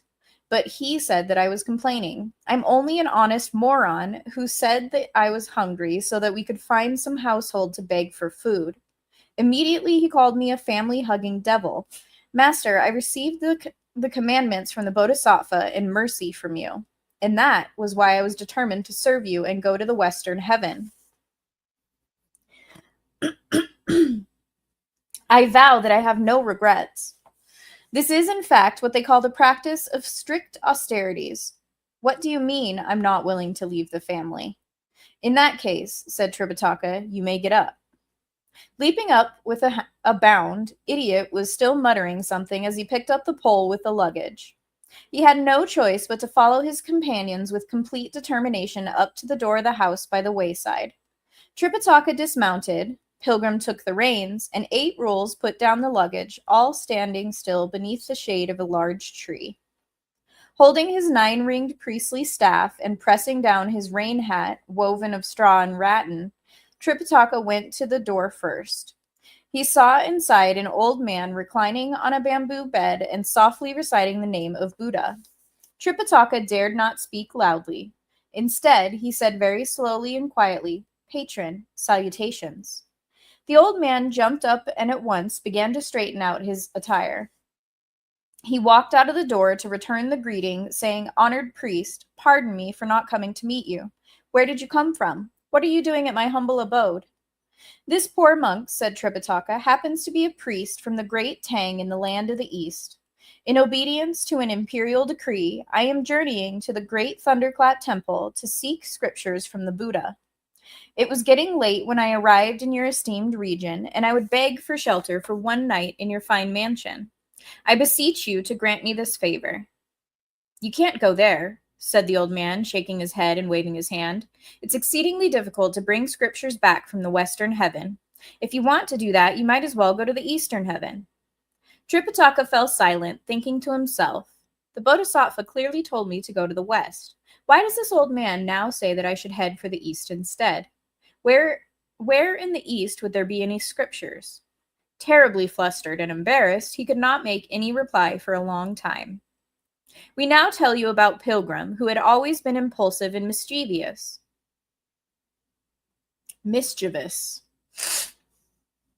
Unable to restrain himself, he went forward and said in a loud voice, "Old man, though you are of such great age, you don't have much common sense. We monks have traveled a great distance to come and ask you for shelter, and here you are trying to intimidate us with discouraging words. If your house is too small and there's not enough space for us to sleep, we'll sit beneath the trees for the night and not disturb you." "Master," said the old man, taking hold of Tripitaka, You don't say anything, but that disciple of yours with a pointed chin, shriveled cheeks, and a thunder god mouth and blood-red eyes, he looks like a demon with a bad case of consumption. How dare he offend an aged person like me?" "An old fellow like you," said Pilgrim with a laugh, "really has very little discernment. Those who are handsome may be good for their looks only. A person like me, old monkey, may be small but tough, like the skin around a ball of ligaments." "I suppose you must have some abilities," said the old man. "I won't boast," said Pilgrim, "but they are passable." "Where did you used to live?" asked the old man, "and why did you shave your hair to become a monk?" "The ancestral home of Old Monkey," said Pilgrim, "is the Water Curtain Cave in the Flower Fruit Mountain in the Alai country of the East Purva continent. I learned to be a monster spirit in my youth, assuming the name of Wukong, and with my abilities I finally became the great sage equal to heaven. Because I did not receive any acceptable appointments in heaven, I caused great turmoil in the celestial palace and incurred great calamities for myself. I was, however, delivered from my ordeals and have turned to Buddhism instead to seek the fruits of truth. As a guardian of my master, who is in the service of the Tang court, I am journeying to the western heaven to worship Buddha. Why should I fear tall mountains, treacherous roads, wide waters, and wild waves? I, Old Monkey, can apprehend monsters, subdue demons, tame tigers, capture dragons. In sum, I know a little about all the matters that a person needs to know to go up to heaven or to descend into earth. If by chance your household is suffering from some such disturbances as flying bricks and dancing tiles or talking pots and doors opening by themselves, Old Monkey can quiet things down for you."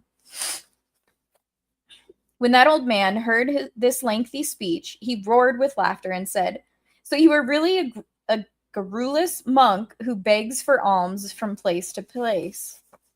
"Only your son is garrulous," said Pilgrim. "I'm not very talkative these days because following my master on his journey is quite tiring." "If you were not tired," said that old man, "and if you were in the mood to chatter, you would probably talk me to death. Since you have such abilities, I suppose you can go to the west successfully. How many of you are there? You may rest in my thatched hut." "We thank the old patron for not sending us away," said Tripitaka. "There are 3 of us altogether." "Where is the 3rd member of your party?" asked the old man. "Your eyes must be somewhat dim, old man," said Pilgrim. "Isn't he over there standing in the shade?" The old man did indeed have poor sight. He raised his head and stared intently. The moment he saw 8 Rules with his strange face and mouth, he became so terrified that he started to rush back into the house, tripping at every step. Shut the door! Shut the door! He cried. A monster is coming. Pilgrim caught hold of him, saying, Don't be afraid, old man. He's no monster. He's my younger brother. Fine, fine, fine, said the old man, shaking all over. One monk uglier than another. 8 Rules approached him and said, You are really mistaken, aged sir, if you judge people by their looks. We may be ugly, but we are all useful. As the old man was speaking with the 3 monks in front of his house, 2 young men appeared to the south of the village, leading an old woman and several young children. All of them had their clothes rolled up and were walking barefoot, for they were returning after a day's planting of young shoots of grain. When they saw the white horse, the luggage, and the goings-on in front of their house, they all ran forward asking, What are you people doing here? Turning his head, 8 Rules flapped his ears a couple of times and stuck out his long snout once, so frightening the people that they fell down right and left, madly scattering in every direction. Tripitaka, alarmed, kept saying, Don't be afraid. Don't be afraid. We are not bad people. We are monks in quest of scriptures. Coming out of his house, the old man helped the old woman up, saying, Mama, get up. Calm yourself. This master came from the Tang court. His disciples may look hideous, but they are really good people with ugly faces. Take the boys and girls back into the house. Clutching at the old man, the old woman walked inside with the 2 young men and their children. Sitting on the bamboo bed in their house, Tripitaka began to protest, saying, Disciples, the 2 of you are not only ugly in appearance, but you are also rude in your language. You have scared this family badly, and you are causing me to sin. To tell you the truth, master, said 8 Rules, since I started accompanying you, I have become a lot better behaved. At the time, when I was living in Old Gao Village, all I needed to do was to pout and flap my ears once, and scores of people would be frightened to death. Stop talking rubbish, idiot, said Pilgrim, and fix your ugliness. Look at the way Wukong talks, said Tripitaka. Your appearance comes with your birth. How can you tell him to fix it? Take that rake-like snout, said Pilgrim, put it in your bosom, and don't take it out. And stick your rush-leaf fan ears to the back of your head and don't shake them. That's fixing it. 8 Rules did indeed hide his snout and stick his ears to the back of his head. With his hands folded in front of him to hide his head, he stood on one side of his master. Pilgrim took the luggage inside the main door and tied the white horse to one of the posts in the courtyard. The old man then brought a young man in to present 3 cups of tea placed on a wooden tray. After the tea, he ordered a vegetarian meal to be prepared. Then the young man took an old, unvarnished table full of holes and several stools with broken legs and placed them in the courtyard for the 3 of them to sit where it was cool. Only then did Tripitaka ask, Old patron, what is your noble surname? Your humble servant goes by the name of Wang, said the old man. And how many heirs do you have? Asked Tripitaka. I have 2 sons and 3 grandchildren, said the old man. Congratulations, congratulations, said Tripitaka. And what is your age? I have foolishly lived till my 61st year, the old man said. Good, good, good, said Pilgrim. You have just begun a new sexagenary cycle. Old patron, said Tripitaka again, you said when we first came to the scriptures in the western heaven were difficult to get. That the scriptures in the western heaven were difficult to get. Why? The scriptures are not hard to get, said the old man, but the journey there is filled with hazards and difficulties. Some 30 miles west of us, there is a mountain called the Yellow Wind Ridge of 800 miles. Monsters infest that mountain, and that's what I meant by difficulties. Since this little priest claims that he has many abilities, however, you may perhaps proceed after all. No fear, said Pilgrim. With Old Monkey and his younger brother around, we'll never be touched, no matter what kind of monster we meet. While they spoke, one of the sons brought out some rice and placed it on the table, saying, Please eat. Tripitaka immediately folded his hands to begin his grace, but 8 Rules had already swallowed a whole bowl of rice. Before the priest could say the few sentences, Idiot had devoured 3 more bowlfuls. Look at the glutton, said Pilgrim. It's like we've met a preta. Old Wang was a sensitive person. When he saw how fast 8 Rules was eating, he said, "This honored priest must be really hungry. Quick, bring more rice." Idiot, in truth, had an enormous appetite. Look at him. Without lifting his head once, he finished over 10 bowls, while Tripitaka and Pilgrim could hardly finish 2. Idiot refused to stop and wanted to eat still more. In our haste, we have not prepared any dainty viands, said Old Wang, and I dare not press you too much. Please take at least one more helping. Both Tripitaka and Pilgrim said, "We have had enough." Old man, said 8 Rules, what are you mumbling about? Who's having a game of divination with you? Why mention all that about the 5th Yao and the 6th Yao? If you have rice, just bring more of it, that's all. So, Idiot in one meal finished all the rice in that household, and then he said he was only half full. The tables and dishes were cleared away, and after bedding had been placed on the bamboo bed and on some wooden boards, the travelers rested. The next morning, Pilgrim went to saddle the horse while 8 Rules put their luggage in order. Old Wang asked his wife to prepare some refreshments and drinks to serve them, after which the 3 of them expressed their thanks and took their leave of their host. The old man said, "If there is any mishap on your journey after you leave here, you must feel free to return to our house." "Old man," said Pilgrim, "don't speak such disconcerting words. Those of us who have left the family never retrace our steps." They then urged on the horse, picked up the luggage, and proceeded toward the west. Alas, what this journey means for them is that there's no safe way which leads to the western realm. There will be great disasters brought by demons vile. Before the 3 of them had traveled for half a day, they did indeed come upon a tall mountain, exceedingly rugged. Tripitaka rode right up to the hanging cliff and looked around, sitting sideways on his saddle. Truly, tall was the mountain, rugged the peak, steep the precipice, deep the canyon, gurgling the stream, and fresh were the flowers. This mountain, whether tall or not, its top reached the blue sky. This stream, whether deep or not, its floor opened to hell below. Before the mountain, white clouds rose in continuous rings and boulders in shapes grotesque. Countless the soul-rending cliffs, 10,000 yards deep. Behind them, winding, twisting, dragon-hiding caves, where water dripped from ledges drop by drop. He also saw some deer with zigzag horns, dull and dumbly staring antelopes, winding and coiling red-scaled pythons, silly and foolish white-faced apes, tigers that climbed the hills to seek their dens at night, dragons that churned the waves to leave their lairs at dawn. If one stepped before a cave's entrance, the dead leaves crackled, the fowls in the grass darted up with wings loudly beating. The beasts in the forest walked with paws noisily scratching. Suddenly, wild creatures hurried by, making hearts beat with fear.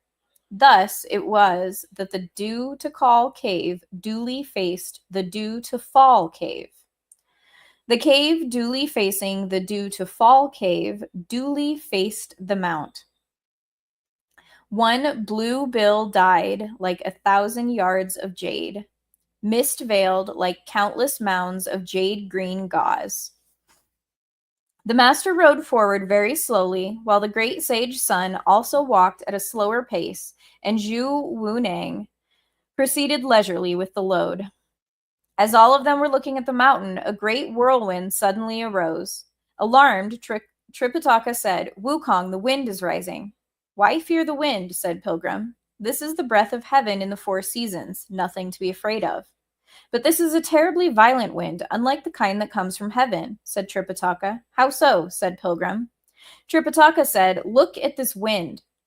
A gustly it blows in a blusterous key, an immense force leaving the jade-green sky. It passes the ridge, just hear the trees roar. It moves in the wood, just see the poles quake.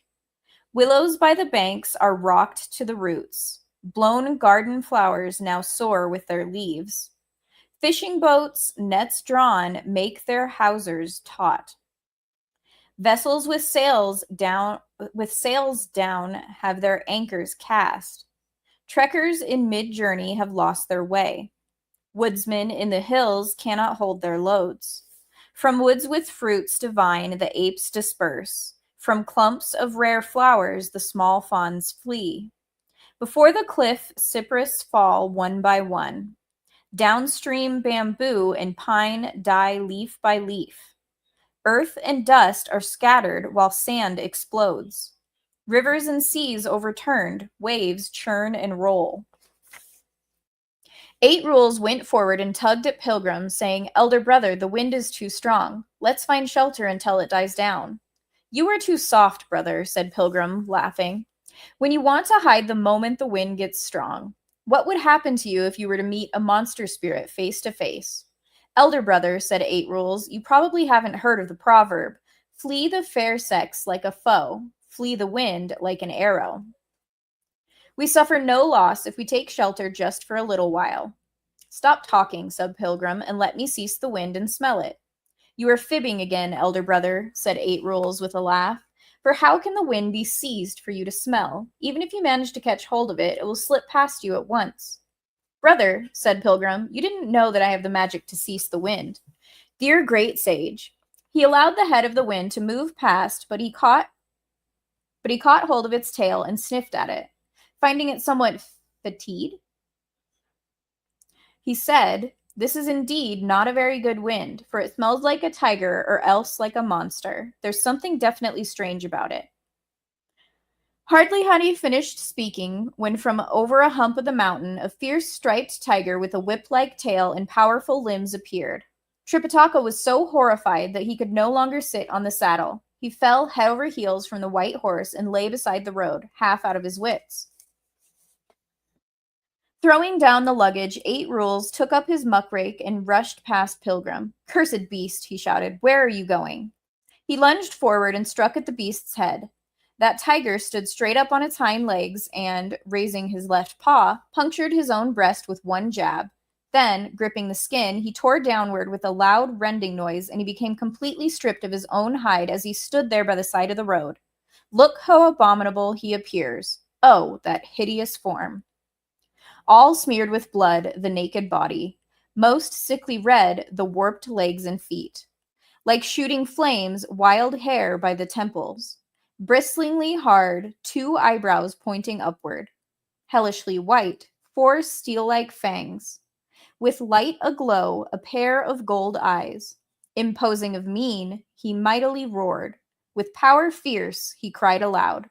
Slow down, he shouted. "I am not any other person. I am the vanguard of the forces commanded by the great King Yellow Wind. I have received the great king's strict order to patrol this mountain and to catch a few mortals to be used as hors d'oeuvres for him. Where did you monks come from that you dare reach for your weapons to harm me?" "Cursed beast that you are," cried 8 Rules. "So you don't recognize me? We are no mortals who just happen to be passing by. We are the disciples of Tripitaka, the royal brother of the great Tang Emperor in the land of the East, who by imperial decree is journeying to the western heaven to seek scriptures from the Buddha. You better stand aside quickly for us to pass, and don't alarm my master. Then I'll spare your life.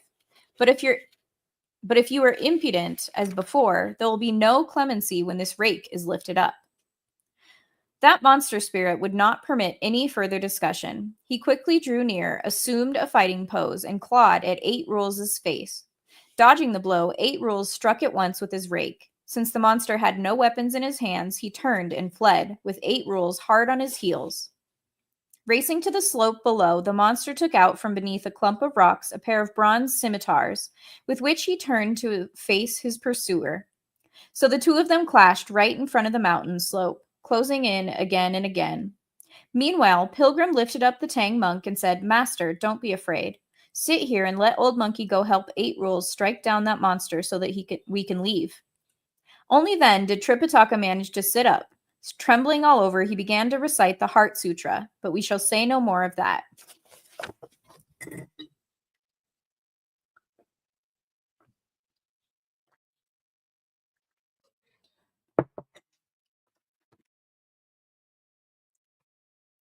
Whipping out the iron rod, Pilgrim shouted, "Catch him!"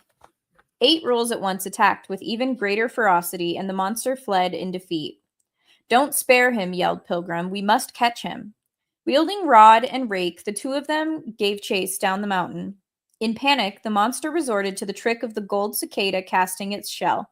He rolled on the ground and changed back into the form of a tiger. Pilgrim and 8 Rules would not let up. Closing in on the tiger, they intended to dispose of him once and for all. When the monster saw them approaching, he again stripped himself of his own hide and threw the skin over a large piece of rock, while his true form changed into a violent gust of wind, heading back the way he had come. Suddenly noticing the master of the law sitting by the road and reciting the Heart Sutra, he caught hold of him and hauled him away by mounting the wind. Oh, pity that Tripitaka. The river float fated to suffer oft. It's hard to make merit in Buddha's gate. Having taken the Tang monk back to the door of his cave, the monster stopped the wind and said to the one standing guard at the door, "Go report to the great king and say that the tiger vanguard has captured a monk. He awaits his order outside the door." The cave master gave the order for him to enter. The tiger vanguard, with the 2 bronze scimitars hanging from his waist, lifted up the Tang monk in his hands. He went forward and knelt down, saying, "Great king, though your humble officer is not talented, he thanks you for granting him the honored command of doing patrol in the mountain. I encountered a monk who is Tripitaka, master of the law and brother to the throne of Great Tang in the land of the East. While he was on his way to seek scriptures from Buddha, I captured him to present to you here for your culinary pleasure." When the cave master heard this, he was a little startled. "I have heard some rumor," he said, "that the master of the law, Tripitaka, is a divine monk who is going in search of scriptures by imperial decree of the great Tang. He has under him a disciple whose name is Pilgrim's Son, and who possesses tremendous magical power and prodigious intelligence. How did you manage to catch him and bring him here?" "He has, in fact, 2 disciples," said the vanguard. "The one who appeared first used a 9-pronged muckrake, and he had a long snout and huge ears. Another one used a golden hooped iron rod, and he had fiery eyes and diamond pupils. As they were chasing me to attack me, I used the trick of the gold cicada casting its shell, and succeeded not only in eluding them, but also in catching this monk. I now respectfully present him to the great king as a meal." "Let's not eat him yet," said the cave master. "Great king," said the vanguard, "only a worthless horse turns away ready feed." "You haven't considered this," said the cave master. "There's nothing wrong with eating him, but I'm afraid his 2 disciples may come to our door and argue with us. Let's tie him instead to one of the posts in the rear garden and wait for 3 or 4 days. If those 2 don't show up to disturb us, then we can enjoy the double benefit of having his body cleaned and not having to bicker with our tongues. Then we can do what we want with him, whether we wish him boiled, steamed, fried, or sautéed. We can take our time to enjoy him." Highly pleased, the vanguard said, "The great king is full of wisdom and foresight, and what he says is most reasonable. Little ones, take the priest inside." 7 or 8 demons rushed up from the sides and took the Tang monk away. Like hawks catching sparrows, they bound him firmly with ropes. This is how that ill-fated river float on pilgrim broods. The god monk in pain calls Wu Nang to mind. "Disciples," he said, "I don't know in what mountain you are catching monsters or in what region you are subduing goblins.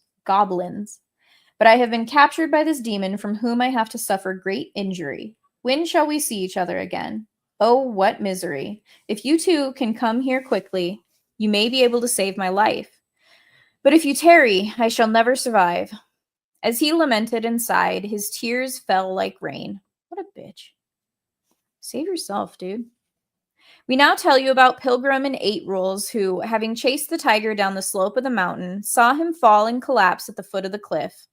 Lifting his rod, Pilgrim brought it down on the tiger with all his might, but the rod bounced back up and his hands were stung by the impact.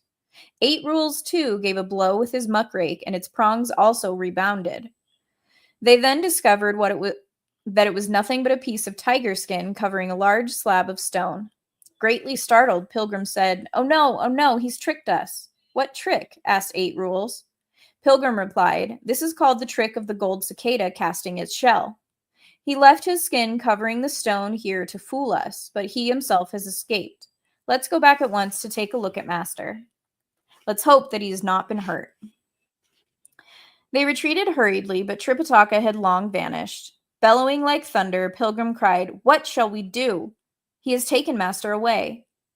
"Heavens, heavens," wailed Eight Rules, leading the horse as tears fell from his eyes. "Where shall we go to look for him?" With head held high, Pilgrim said, "Don't cry, don't cry. The moment you cry, you already feel defeated. They have to be somewhere in this mountain. Let's go and search for them." The two of them indeed rushed up the mountain, passing the ridges and scaling the heights. After traveling for a long time, they suddenly beheld a cave dwelling emerging from beneath a cliff. Pausing to take a careful look around, they saw that it was indeed a formidable place. You see a pointed peak, fortress-like, an old path ever winding, blue pines and fresh bamboos, green willows and verdant wu trees, strange rocks in twos below the cliff, rare fowls in pairs within the woods. A stream flowing far away spills over a wall of stones. The mountain brook reaches the sandy banks in small drops, wasteland clouds in clusters, and grass as green as jade. The sly vixen and hare scamper wildly about. Horned deer and musk deer lock to contest their strength. Slanted across the cliff dangles an aged vine. Half down the gorge an ancient cedar hangs. August and grand, this place surpasses Mount Hua. The falling blooms and singing birds rival Tiantais. "Worthy brother," said Pilgrim, "you may leave the luggage in the fold of the mountain, where it will be protected from the wind. Then you can graze the horse. Then you can graze the horse nearby, and you need not come out. Let Old Monkey go fight with him at his door. That monster has to be caught before our master can be rescued." "No need for instructions," said Eight Rules. "Go quickly." Pulling down his shirt and tightening his belt on the tiger skin skirt, Pilgrim grasped his rod and rushed up to the cave, where he saw 6 words in large letters above the door: Yellow Wind Cave, Yellow Wind Peak. He at once poised himself for battle, with legs apart and one foot slightly ahead of the other. Holding his rod high, he cried, "Monster, send out my master at once, lest I overturn your den and level your dwelling." When the little demons heard this, every one of them was panic-stricken and ran inside to make the report. "Great King, disaster!" The yellow wind monster, who was sitting there, asked, "What's the matter?" "Outside the cave door, there's a monk with a thunder god mouth and hairy face," said one of the little demons, holding in his hands a huge, thick iron rod and demanding the return of his master. Somewhat fearful, the cave master said to the tiger vanguard, "I asked you to patrol the mountain, and you should merely have caught a few mountain buffalo, wild boar, fat deer, or wild goats. Why did you have to bring back a Tang monk? Now we have provoked his disciple to come here to create all sorts of disturbance. What shall we do?" "Don't be anxious, great king," said the vanguard, "and put your worries to rest. Though his junior officer is untalented, he is willing to lead 50 soldiers out there and bring in that so-called pilgrim son as a condiment for your meal." "In addition to the various officers here," said the cave master, "we have some 700 regulars. You may pick as many of them as you want. Only if that pilgrim is caught will we be able to enjoy a piece of that monk's flesh with any comfort. And if that happens, I'm willing to become your bond brother. But I fear that if you can't catch him, you may even get hurt. You mustn't blame me then." Relax. Let me go now," said the tiger monster. He checked off the roll 50 of the toughest little demons, who began beating drums and waving banners. He himself took up the 2 bronze scimitars and leapt out of the cave, crying with a loud voice, "Where did you come from, you monkey monk, that you dare make such a racket here?" "You skin-flaying beast," shouted Pilgrim. "You were the one who used that shell-casting trick to take away my master. Why do you question me instead? You better send out my master immediately, or I'll not spare your life." "I took your master," said the tiger monster, "so that he could be served to my great king as meat for his rice. If you know what's good for you, get away from here. If not, I'll catch you too, and you'll be eaten along with him. It will be like one free piece of merchandise with every purchase." When he heard this, Pilgrim was filled with anger. With grinding teeth and fiery eyes all ablaze, he lifted his iron rod and yelled, "What great ability do you have that you dare talk like that? Don't move. Watch this rod." Wielding his scimitars swiftly, the vanguard turned to meet him. It was truly some battle as the two of them let loose their power. What a fight. That monster is truly a goose's egg, but Wukong is a goose egg, stone no less. When bronze swords fight handsome Monkey King, it's like eggs coming to strike at stones. How can sparrows quarrel with the phoenix? Dare pigeons oppose the eagles and hawks? The monster belches wind, the mounts filled with dust. Wukong spits out fog, and clouds hide the sun. They fight for no more than 4 or 5 rounds. The vanguard grows weak, having no strength left. He turns in defeat to flee for his life, hard pressed by Wukong, who seeks his death. Not able to hold out any longer, the monster turned and fled, but since he had boasted in front of the cave master, he dared not go back to the cave. Instead, he fled toward the mountain slope. Pilgrim, of course, would not let him go. Holding his rod, he gave chase relentlessly, shouting and crying along the way. As they reached the fold of the mountain, which formed a windbreak, he happened to look up, and there was 8 Rules grazing the horse. Hearing all the shouts and clamor, 8 Rules turned around and saw that it was Pilgrim chasing a defeated tiger monster. Abandoning the horse, 8 Rules lifted his rake and, approaching from one side, brought it down hard on the monster's head. Pity that vanguard.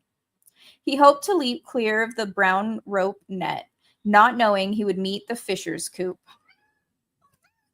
Hi. You gonna read with me?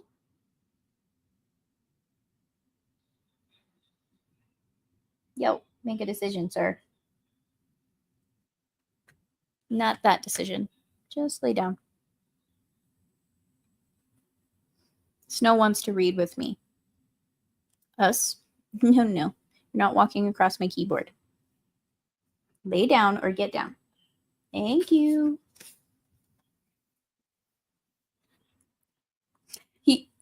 Nope. Figure out where you are, Tiffany. Okay.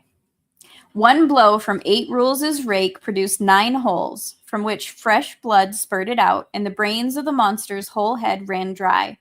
We have a poem as a testimony for 8 Rules, which says, returning to true teaching some years ago, he kept a chaste diet to realize the real void. To serve Tripitaka is his pious wish. This, a new Buddhist, converts first merit. Nope, lay down. Thank you. Idiot put his foot on the monster's spine and brought down the rake on him once more. When Pilgrim saw that, he was very pleased, saying, "That's right, brother. He was audacious enough to lead scores of little demons against me, but he was defeated. Instead of fleeing back to the cave, he came here seeking death. It's a good thing you were here, or else he would have escaped."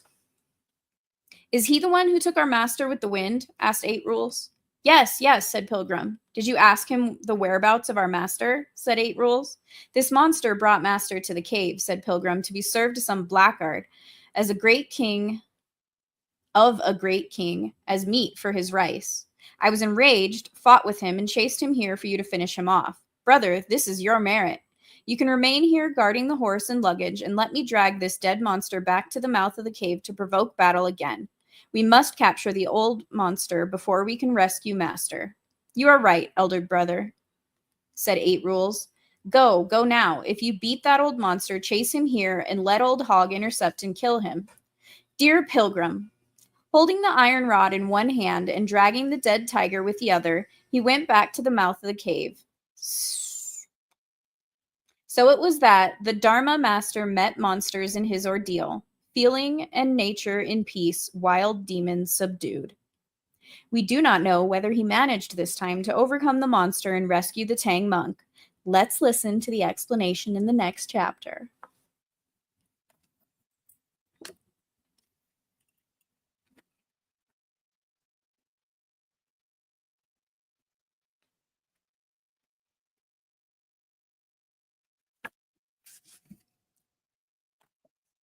Did you enjoy that chapter, Snow?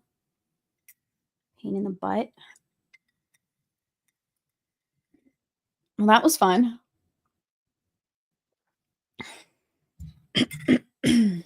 Sorry for all the interruptions. My hair is being weird. There you go. Now, I thought I saw. There she is. Hello, Kaylee Scope. How are you? How's it going?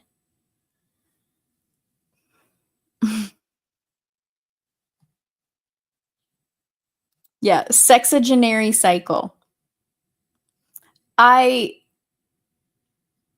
assumed it was your 60s.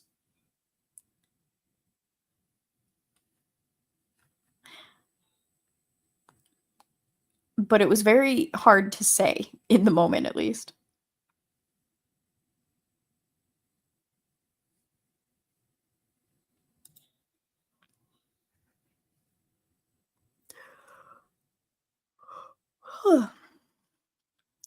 Yes, dear great sage, or dear monkey, or dear pilgrim. I don't think we've heard dear ban horse plague, though.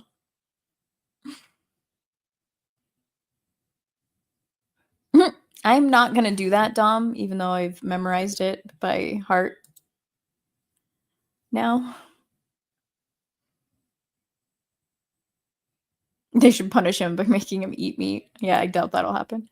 Yellow Wind Cave on Yellow Wind Peak, covered with yellow. Ew, gross, Kel. What's wrong with you? This must be when snow jumped up. I take it.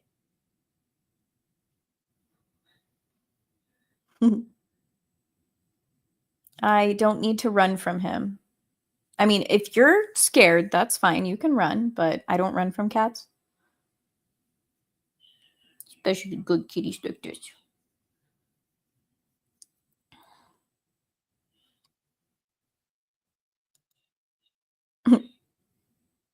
Yeah, that's true. Pretty sure those are all the thoughts. You need to feed me, which I did not feed him earlier. I guess I could do that.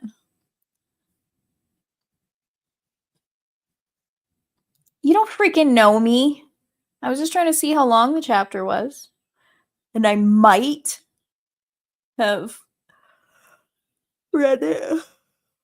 Coulson's not getting jealous. You don't need to be scared for me, I promise. He's not going to eat me. Are you?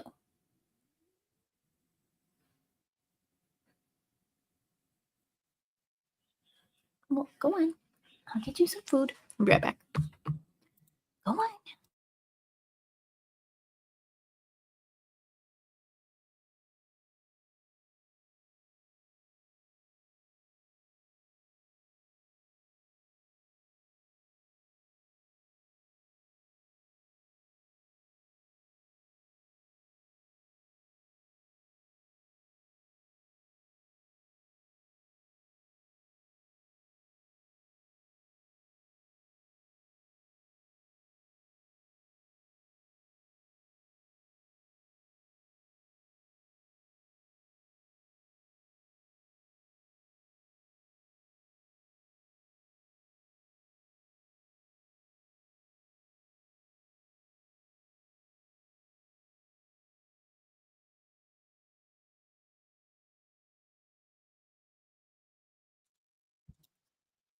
Punk didn't want food. He wanted outside. Those are the two things. He'll either want outside or he'll want food. That's what he do.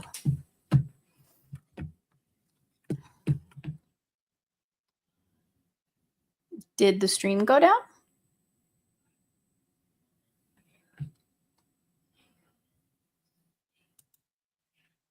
Eaten by your cats. You guys are ridiculous.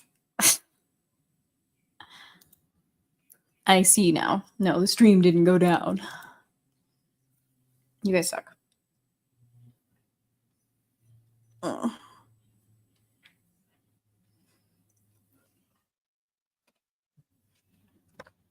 Let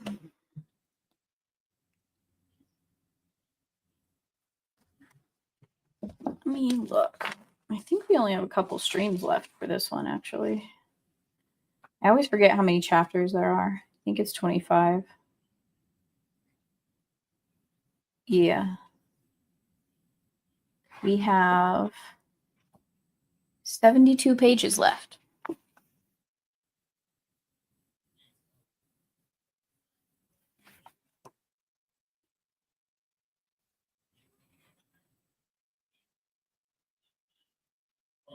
Interesting.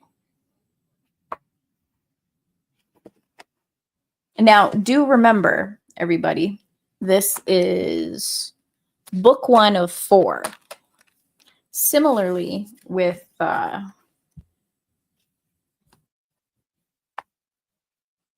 John Carter series, I am not going to continue on with book 2 next.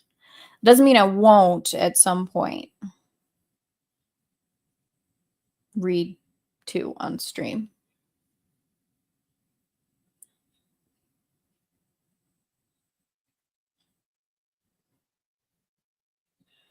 No, I'll probably stream on Christmas. Even if it's to one of you, because you're all with your families. Yeah, we'll probably have like an early dinner. So yeah, it'll probably be the same time on Christmas. Not everybody has family by. I know I didn't for Thanksgiving, but I was in Montana. I'll be here, so. New Year's, I will not be here. Where will I be on New Year's? Tampa?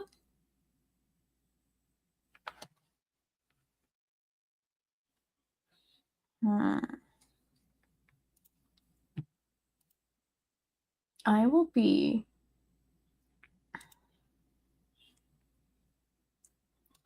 in Tampa.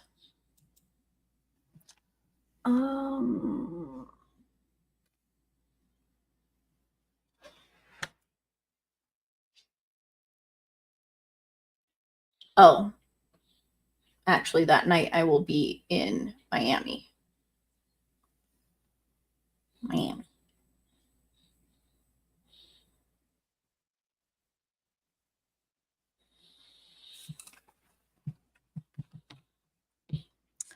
Okay, let's see. Yeah, I'm a little tired, but next year. So post-book movie watch party. Yeah, we could probably do that, actually. In Discord, if someone wants to host it. I don't have the movie, but I could get it, I guess. If someone already has it and wants to volunteer.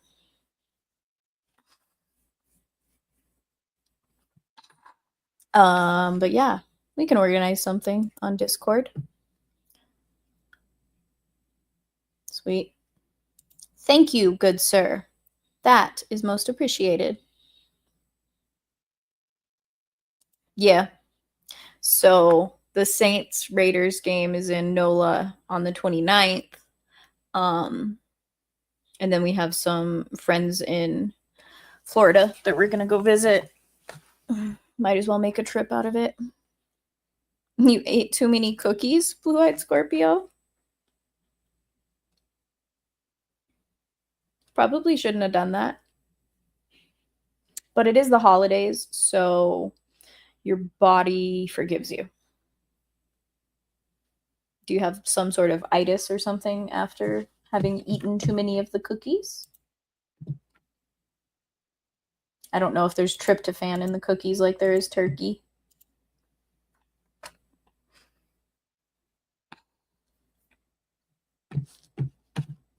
Good Lord, I have too many screens. Takes too long for my mouse to get across. I need a better... So I have 2 monitors on a monitor stand, but it's not one that can go up. It's only ones that can go horizontally. Yeah. And then I have one on a monitor stand over here, so I have to like drag back and forth. I'm not going to look a gift horse in the mouth. Like pretty much all of my stuff besides my actual PC and has been a gift from my brother. See, I get hand-me-downs. When he's done with things, I get them. That's been my life story, by the way. And it just continued into yeah, oh wait, no. That was AOC who fractured his left hand. Or was it Carr? No, AOC was the knee. Yeah, Carr fractured his left hand. It's not his throwing hand, so it's possible that he might be playing next week. I'm sure he's questionable currently. Let me take a gander. Yeah. Currently, status is questionable. And he has a concussion. Absent from practice on Wednesday, dealing with both a fractured hand and a concussion. He is unlikely to play this week, and it is unclear if he will play again this season, which will make me very, very sad because I'm going to wear my, well, maybe I'll wear my McFadden jersey if he's not going to play. I don't know. I'll probably still wear my Carr Raiders jersey. God damn it. Shit's gonna piss me off. Can anything go right this year? Like, fucking Christ.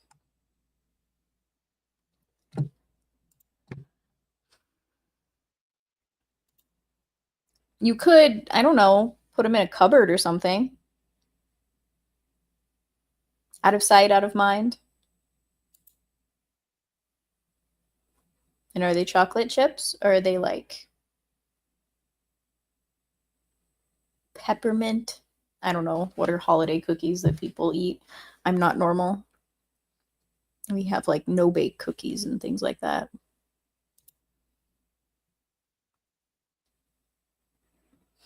I don't want Shador Sanders, so I'm sure the Raiders would pick them though. I don't feel like winning just for your sake though, Don.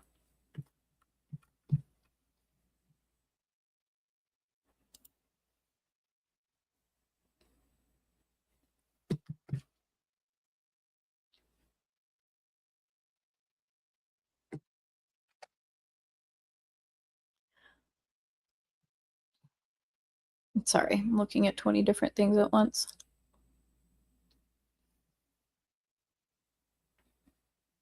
I didn't hurt you. You got tougher skin than that. You're a Yankees fan, right? I mean, I should say you're a Giants fan or an Isles fan. Are you a Knicks fan? Do you follow basketball?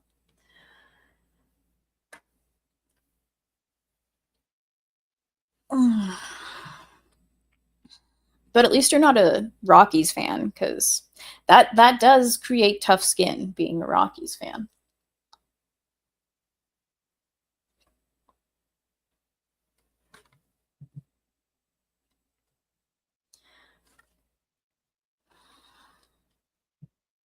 All right, boys and girls, if you're out there, speak up. I think Kaylee might have left.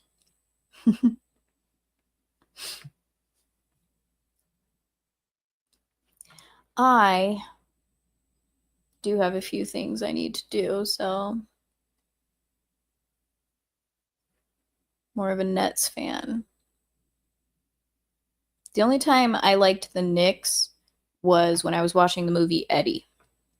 Now, knowing the politics of that dumb hoe, it's hard to watch her movies.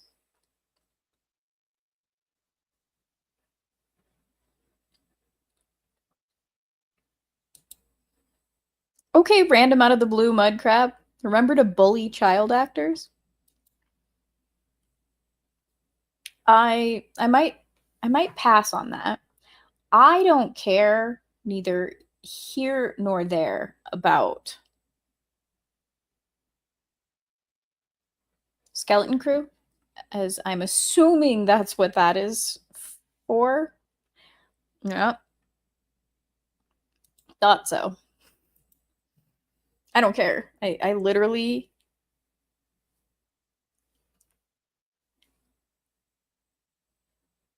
original trilogy fan That's all. I maybe someday will look at some EU stuff. Uh, maybe. I don't like the prequels, but they're better than the slop we have now. They at least know how to have a cohesive story that you can be invested in and has character growth.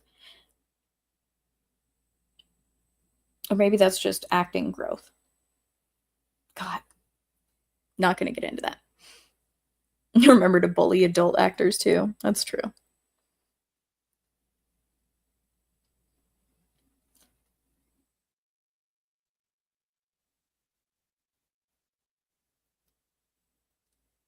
In much, I'm shocked you don't like the prequels. What does that mean, Dom?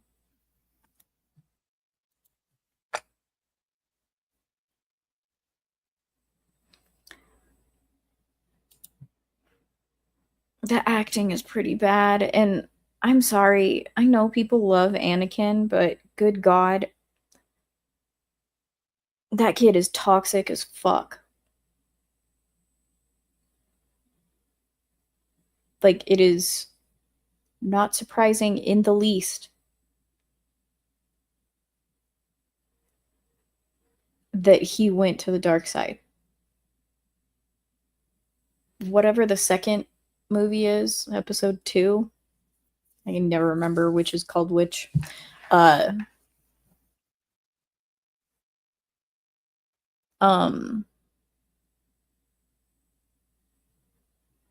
What was I gonna say? I read Dom's Oh God. Now I don't remember what I was talking about. Damn it, Anakin. On the second one. God, he was so fucking obsessive. And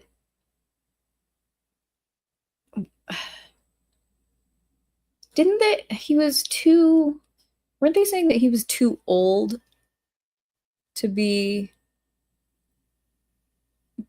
trained as a Jedi, like when he was a kid? To me, he was too young to be a fucking, like, I don't know, like, because he was still acting like a kid when he was in his freaking teens. Ryan says his favorite Star Wars is the third movie.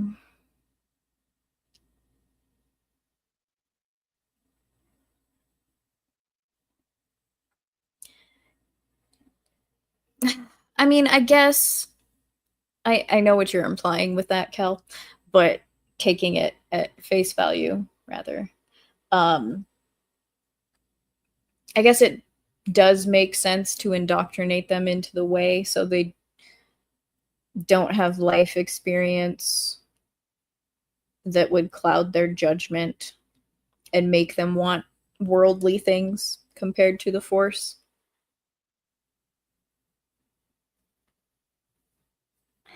God damn it, Kel.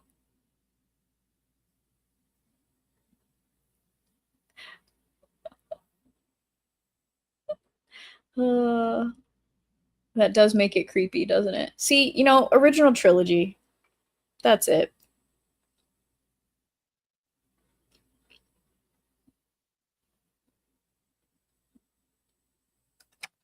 But still, like, with the toxicity that is Anakin, and I hate that word has been co-opted.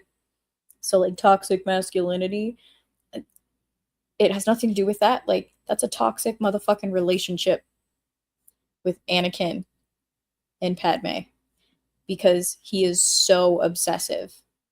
It is crazy. And that's why it led to what it did. She's lucky she got out of it basically unscathed. For the relationship itself, obviously it ended with her death, but God. And the acting is so bad in the second one. It got so much better in the third one, the actual acting. So they were coached very well for the next movie. I appreciate that because I recently decided to rewatch them. I had watched them a while ago. I didn't watch them when I was a kid, so I don't have any fucking nostalgia for that. I watched the original trilogy when I was a kid and I loved those.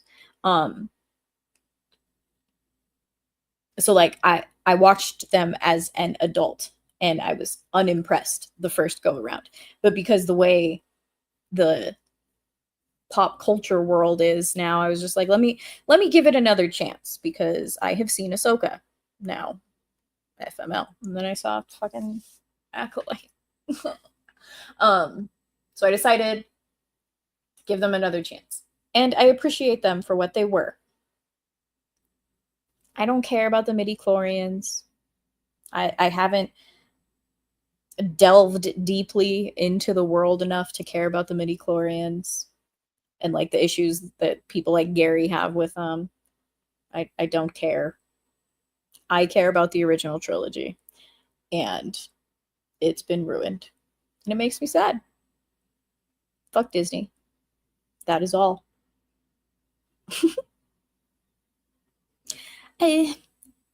Yeah, isn't there something about like she died for them to live type of thing? I believe. Like they were all gonna die or something. I don't freaking remember. Or maybe that's just like fan theory type of things. I'm no expert. I don't want to sit here and talk like I am. Empire needed slavery. Ended slavery. Wow. Apparently I'm dyslexic. Empire ended slavery. Wasn't there still slavery after the Empire came to power?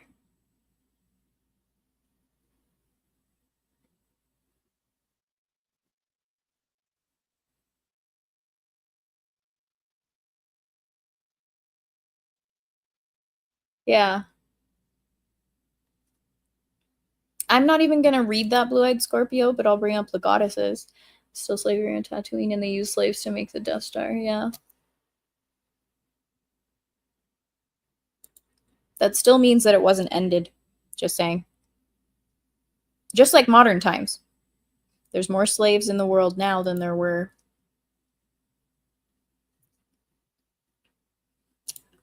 back in the day. Your hut territory. Giggity.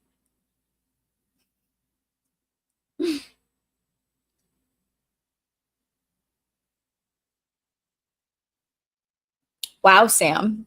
Way to come in and crash the party. I'm about to end the stream, actually, but the Empire ended human slavery. They didn't give a fuck about us. Nice, Sam. Thank you for that.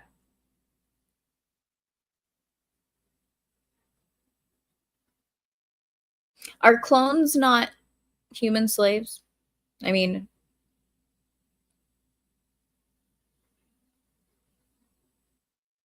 it's an interesting conversation because are they human if they're clones?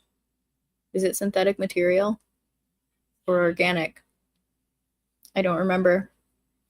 I like how you guys got me to rant on like anime last week, and now you're getting me to not really rant, but discuss Star Wars, and I get to learn from what the chat's knowledge is of it compared to mine. I was not attacked by my cat.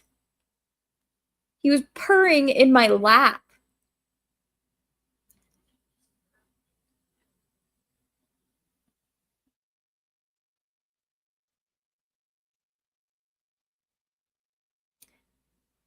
Okay, you say clones are the Republic. Am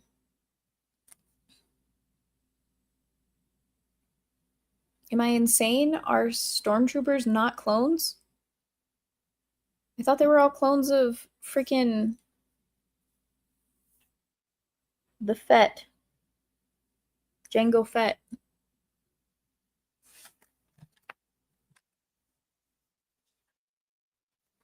At least the clones could shoot. I guess I'm backwards. Oh, so the Empire got human troops after. Oh, see, that's my assumption kicking in. Huh. Gotcha. See, y'all can teach me stuff.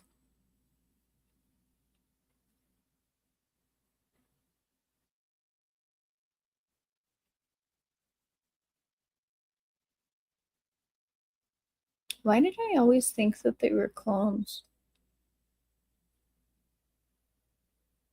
Huh. Interesting. Was all this explained in the original trilogy?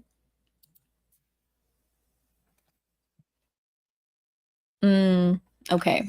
That does make sense.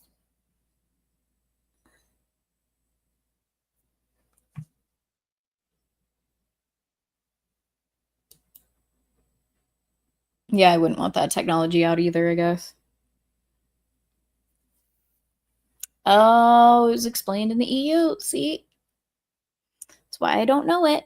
Goddamn. Okay, after the Clone Wars, the surviving clones integrated into Imperial society, and the Empire started recruiting regular people.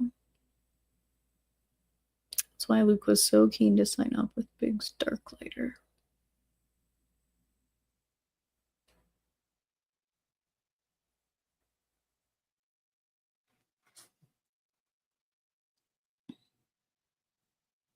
Is that what your point was, Crab?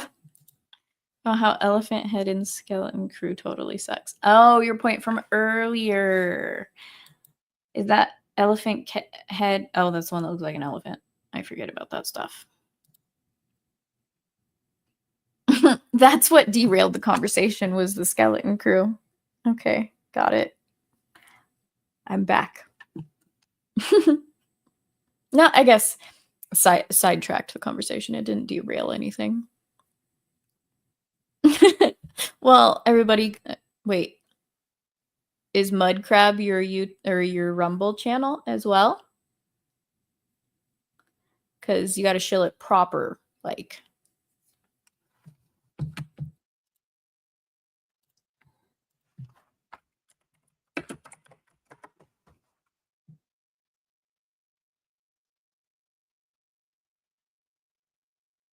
Well, my friend, I can't necessarily put it in chat if you don't give me the actual.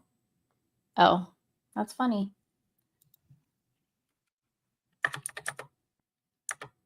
When I went to search for Mud Crab, that was the only thing that came up.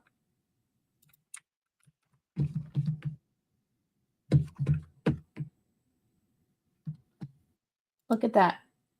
You got to follow, friend.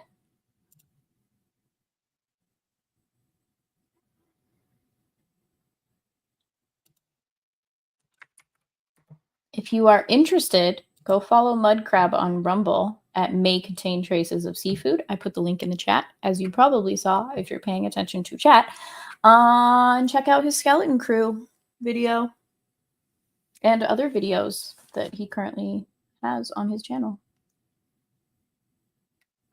Mud Crab, why is this the first time I've heard that you had a Rumble?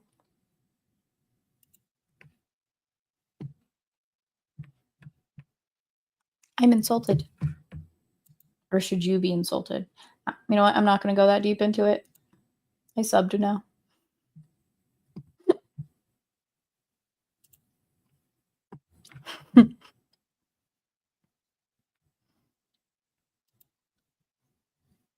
Beware, he is an Aussie.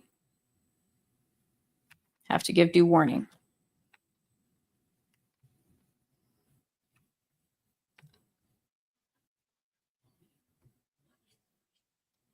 A DW vid in the works. What is DW?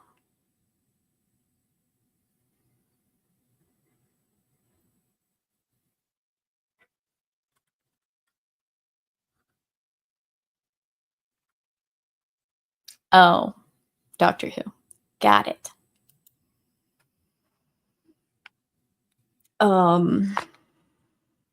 Noted. I've got my notifications on, so get to it, sir. I will watch it tomorrow for Skeleton Crew. Check it out, guys. Anyway. Hey, grift away. If you like it and you want to talk about it, you might as well. Or, I mean, if you liked it once and are annoyed by it, I guess would be more apropos. There's only one Aussie I can disclaimer. It's called